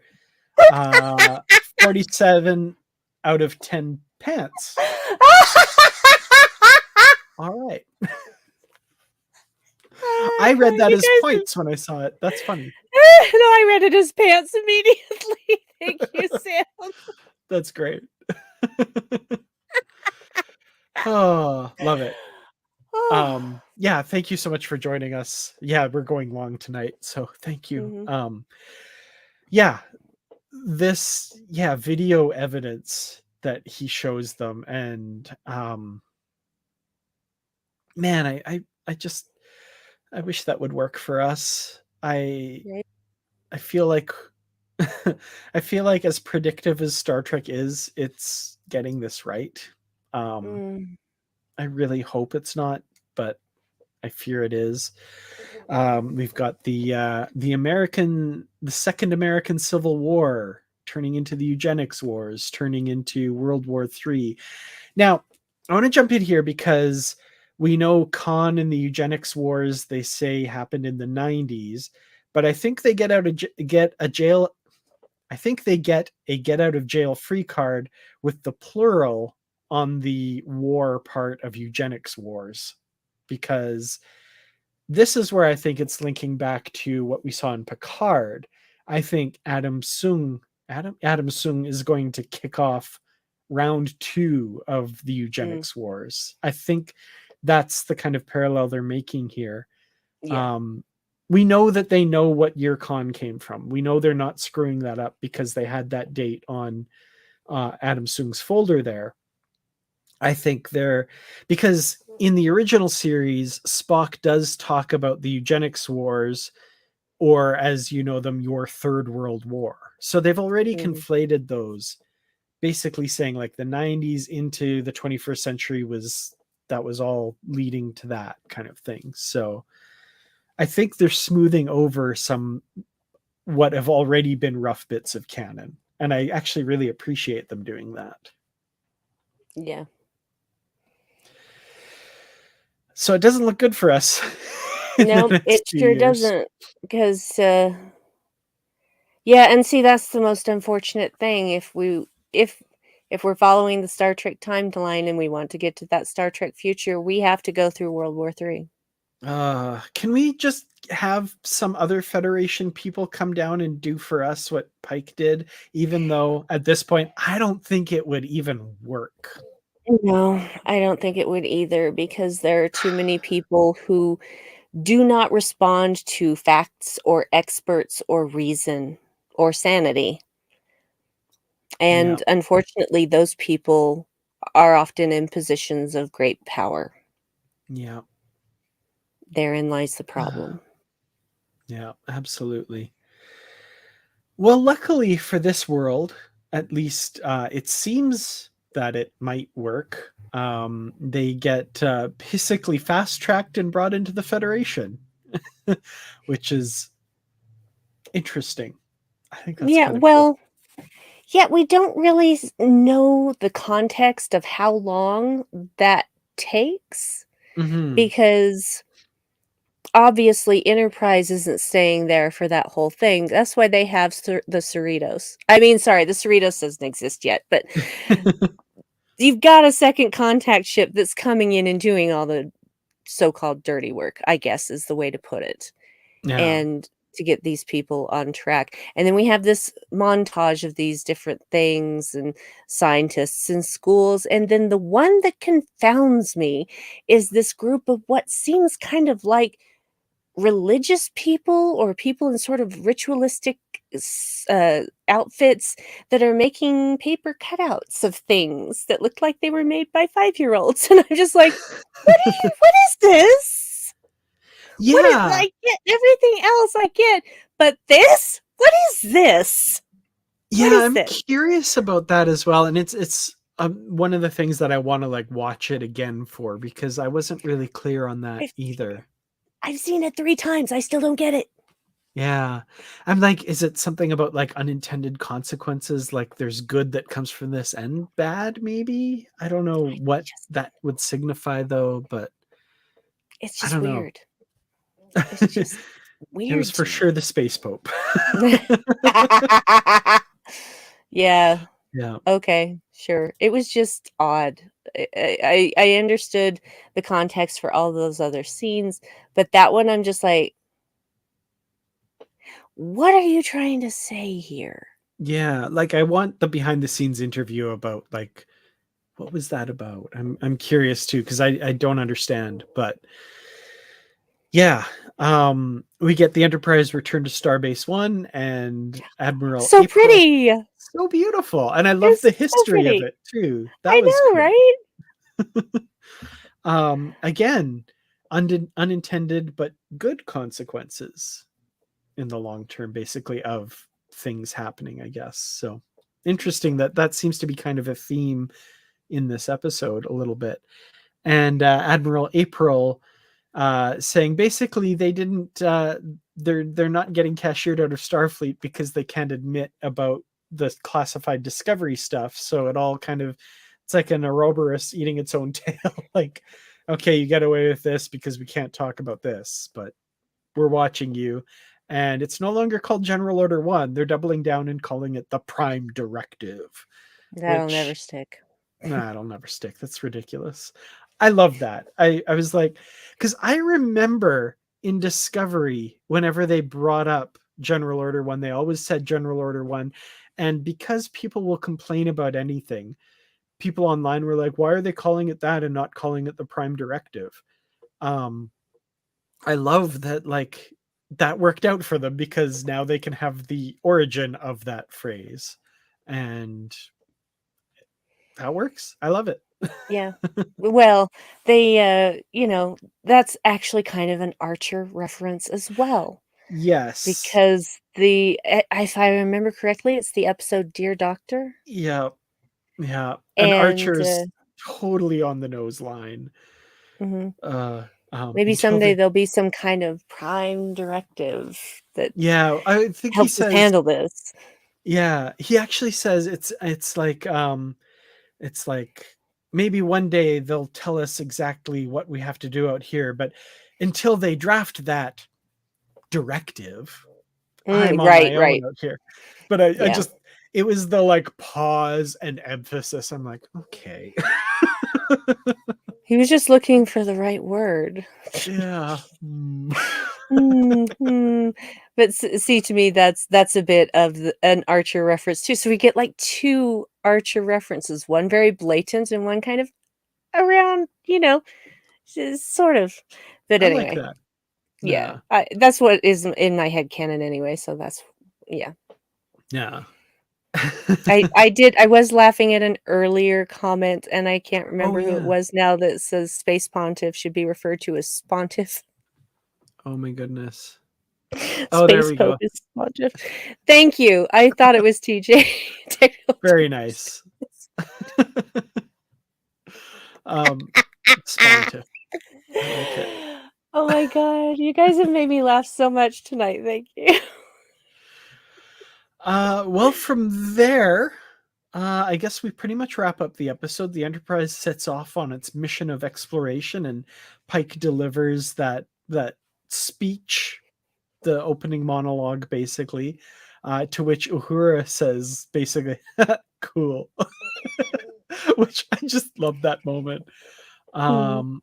And we still have characters we haven't met yet. We see Hemmer right at the very end of the episode, so we don't get anything with him really yet. Looking forward to learning more about him. And final thoughts, I guess, or anything we missed that we need to talk about first. Two things that I wanted to talk about. Number Oh, one, I remembered one too. we may have one in common. When Pike finally comes back to the Enterprise and he and Spock are walking and talking, and in the turbo lift, and Spock admits that every time he goes back into space, the burden of his lost sister is heavier. And I'm Mhm. like, oh, but thank you for actually referencing that and knowing that he's still thinking about her. And also the conversation with Pike in his quarters while they're on their way to Kylie Minogue. Yeah. Sorry. Sorry.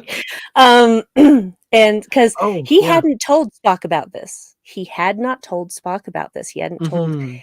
anybody about it, which is, he should have at least talked to Spock before now, but geez.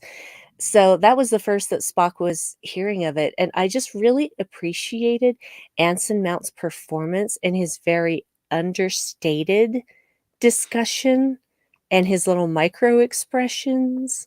And Yeah. it was just so well played. It could have been so much more overdramatic like original Pike. And I just appreciated his subtlety so very much. Yeah. And Spock very carefully saying, "Knock it off. You're the captain of this ship." So two things, and yes, everyone in the comments, we will talk about that because I forgot, and we do need to talk about that.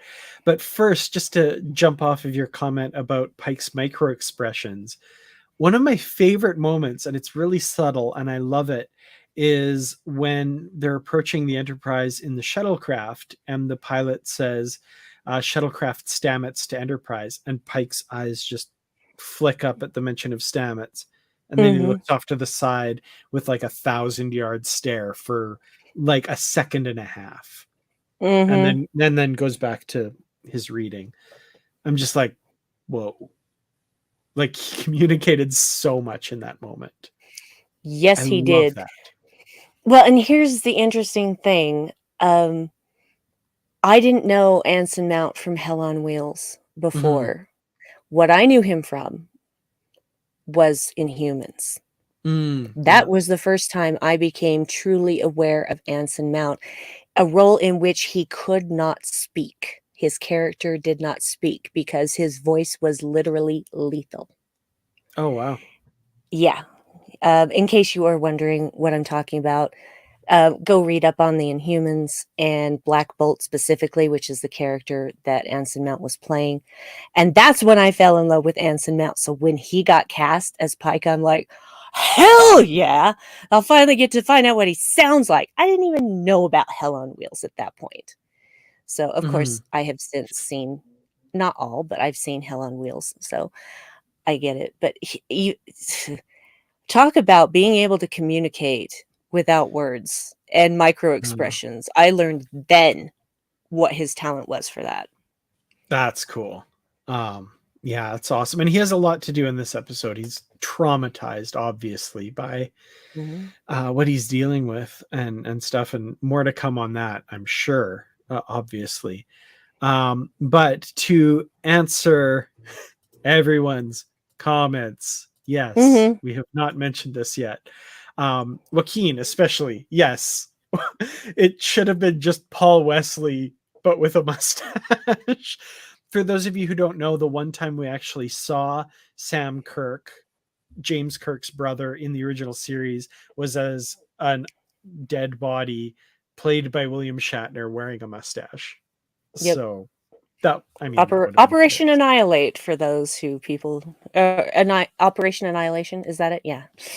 That's that I know I said the exact same thing. Exact same thing. And I said that's a guy who's either a skeevy pimp or a porn star. And the funny thing is that he is mentioned earlier by Spock because he's talking about how some of the people will have to be billeted after they return from this mission because they're going early. And he says, including Lieutenant Kirk, whom I know you requested. And the way he says that is just kind of like, I don't know why you have a thing for this guy. And then when he comes on board and Pike tells him, oh yeah, here's your new boss. And the way Spock looks at him, it's just daggers. Yeah, there's something there. That's interesting. I know. I just don't know what that is. It was just Yeah. interesting. So, more to come on that. Porn stash Kirk. Yep. Boy, that mustache was Wrong. really something. No one in the 23rd century should have a mustache like that. Yeah. Just no. Yeah. Okay. Final thoughts and ratings. I think I know what at least numerically our ratings might be for this episode, but well, I have some final thoughts that I'm interested to share. But anyway. Please. Well, my final thoughts are I waited so long for this. We all did, to be honest. And I wasn't sure if it was going to be everything that they were making it out to be. Well, it freaking was. So, I couldn't have been more pleased with this first episode. And it has, as far as Dave is concerned, it has now supplanted Discovery as his favorite, which is saying quite a lot. Wow. And I just, honestly, I'm just so happy to have the Holy Trinity back that Mhm. I will just eat up every episode that they want to give me, and I love that the women outnumber the men in the cast. Nice. Yeah. Rating? Rating, 1 pantless Spock. The best rating there could be. Absolutely. Absolutely. Yeah. Uh so I have thoughts. There was such a huge anticipation for this series, and so many people really wanted this series. I was a little bit more trepidatious about it just because of all of the things that Discovery could have possibly had issues with continuity wise, and that people said, oh, there shouldn't be a prequel, it shouldn't be set before the original series because of X, Y, and Z. I was like, well, all those same people who are clamoring for this series, those issues seem magnified by like 10 times. You know, we've got established characters on an established ship, yada yada yada. That said, I I've come to trust these writers and the people in charge to do a good job with regards to um, continuity and that sort of thing. And some stuff is a little bit hand wavy to make it work, but other stuff adds to continuity and enhances things, which I really appreciate. So I think they're in good hands with that. I think it's going to be fine. The one thing that I'm still just a little bit trepidatious about, I'm not like sounding alarm bells or saying it's a horrible bad thing. I don't like if this, and I'm not saying it does, but if this marks a start of a trend towards playing it safe with Star Trek, Mm. because I love Discovery. I love Picard. I love Lower Decks. I love Prodigy. I love this outside the box thinking they've brought to Star Trek. Strange New Worlds is a little bit of a toe back inside the box, possibly. This first episode has done a lot to set my mind at ease about that. I think like they're doing new and interesting things. Interestingly, with a very classic TOS plot. So it's kind of cool. This is very similar to things we've seen happen with Kirk, but we get to see it with a modern take on it. We get to see the whole planet rather than one little village or one little building or one government representative. That's cool. Um, the other thing where this relates to Picard, though, is in the back of my mind, I'm like, season 3 of Picard, bringing back all the TNG cast, also feels like we're playing it safe. We're going to do something we know will have a lot of popular support behind it. And I'm like, okay, 2 data points do not a trend make. Correlation is But not causation. exactly. But it's in the back of my mind. That Well, said, I hope the lessons they take from Strange New Worlds is that doing a new take on an old idea is good. I hope the lesson they don't take from it is we got to make Star Trek like it was in the past. I don't think they will, but it's in the back of my mind. well, considering that during Pike's slide presentation, I'm sorry, it's like, here, let me show you what you're headed for. They put in footage of the insurrection. Mm-hmm. I don't think that that's playing it safe. No, and not in that respect, because No, I I know. think, yeah, Star Trek has always done political stuff, and I love that they did that. I really love Mhm. that somebody somewhere had the decision to either do that or not, and they decided to do it. They went for it. Bravo, They went here, for it. here. Um, yeah, And and I'm I sure mean, it pissed some people off. absolutely. And if you're pissing the right people off, you're doing the right thing, I think. So I love that. And again, I think they're smart enough to not take that bad lesson from this. But Mhm. I worry that there are people out there that would take the lesson, hey, this is really popular. We need to do more stuff exactly like this, which is always a Hollywood thing. And I think Star Trek in recent years has been immune from that a little bit, which I appreciate, and I want that to continue. So make this series the absolute best it possibly can be, but don't make your next series Strange New Worlds 2, but set in a different time period or something. We're past that. That said, I freaking loved this episode, so fears like 99% allayed by it. So, well, anyway. We'll see if the next episode helps with that, and the one after that, and the one after that, and the one after that, because those are the only ones I've seen.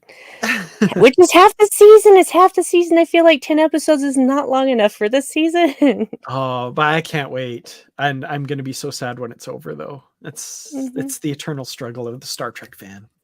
It is. Well, it's going to be in heavy rotation for me because I have rewatched Discovery so much that it's definitely going to be up there. I've rewatched Lower Decks so much. I've rewatched Prodigy so much. It's just Picard, not so much. It's not necessarily something I want to. It's hard for me. Season 1 was difficult for me emotionally, not in a bad way, but it's just I don't want to always subject myself to that level of intensity. So it's probably not in as much rotation as the rest, but this one's going to be right up there in heavy rotation. So did you give you a rating though, Dan? My rating is one massive starship dropping out of the sky and freaking the heck out of everybody, even though there's probably a strong contingent on the planet that'll say fake news. Screw them. Weird rating. I know. I kind of went on a little tangent there, but anyway. It works. That's the thing. You can make your rating whatever you want it to be. No, but I mean, if everyone wants a numerical rating, it's like a 5 out of 5, a 6 out of 5 if you really want. It's a 10 out of 5, a 47 out of 10 pence. I enjoyed it. I'm really looking forward to rewatching it again with the subtitles on this time. So, yeah, they are very, very helpful. Absolutely. Well, Brandi, when you're not scrutinizing all of the subtitles of a recent episode of Star Trek, where can people find you? Just find me on Twitter at the aforementioned Brandywine12, which I'm going to retweet that roundtable interview with Ethan Peck so that you can revel in his gloriousness. And he's just so cute. And really kind. Anyway, yeah, that's the best place to find out what I'm doing, what I'm posting, all that sort of thing. And yeah, so I just don't have time for much anything else. I've got Star Trek podcasting to do, people. I don't have time to sit around on TikTok all day. Honestly, that seems like such a time sink. I don't know how anyone gets anything done. I do not have a TikTok account. I never will. Anyway, how about you, Dan? Where can people find you? People can find me on this YouTube channel doing this every week with you, which I love. Me too.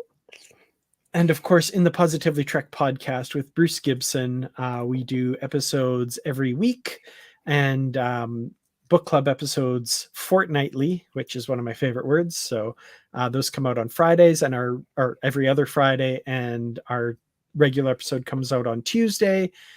And Twitter at Kurtrats, Instagram Kurtrats47, and lurking in the Positively Trek discussion group. So absolutely. Thank you for the super chat. Not sure I understand your comment if it's pro or against. I'm not sure your wording there, but yeah. I don't think I've ever been told how to think by any iteration of Star Trek. So, but thank you for the super chat. Much appreciated. Yep, there was one earlier too. Was there? I missed it. I am so sorry. Oh my goodness. My apologies. I don't see it. Whoever it was, I'm so sorry, and thank you so much. Yep, it might be my imagination. It is my imagination. I apologize. Oh, okay. No worries. That's on me. I got confused by too much green. Well, thank you all so much for joining us, and we'll be back next week with Children of the Comet, I believe it's called. Just one episode, just one this time. Just one, yes. And it is Children of the Comet. Okay, perfect. Not sure what time next week, but we'll make it work. Yes, we will. Yeah. Yeah. We'll see. Okay. But we'll be back and we'll see you then. So thank you all so much and good night. And live long and prosper. Live long and prosper.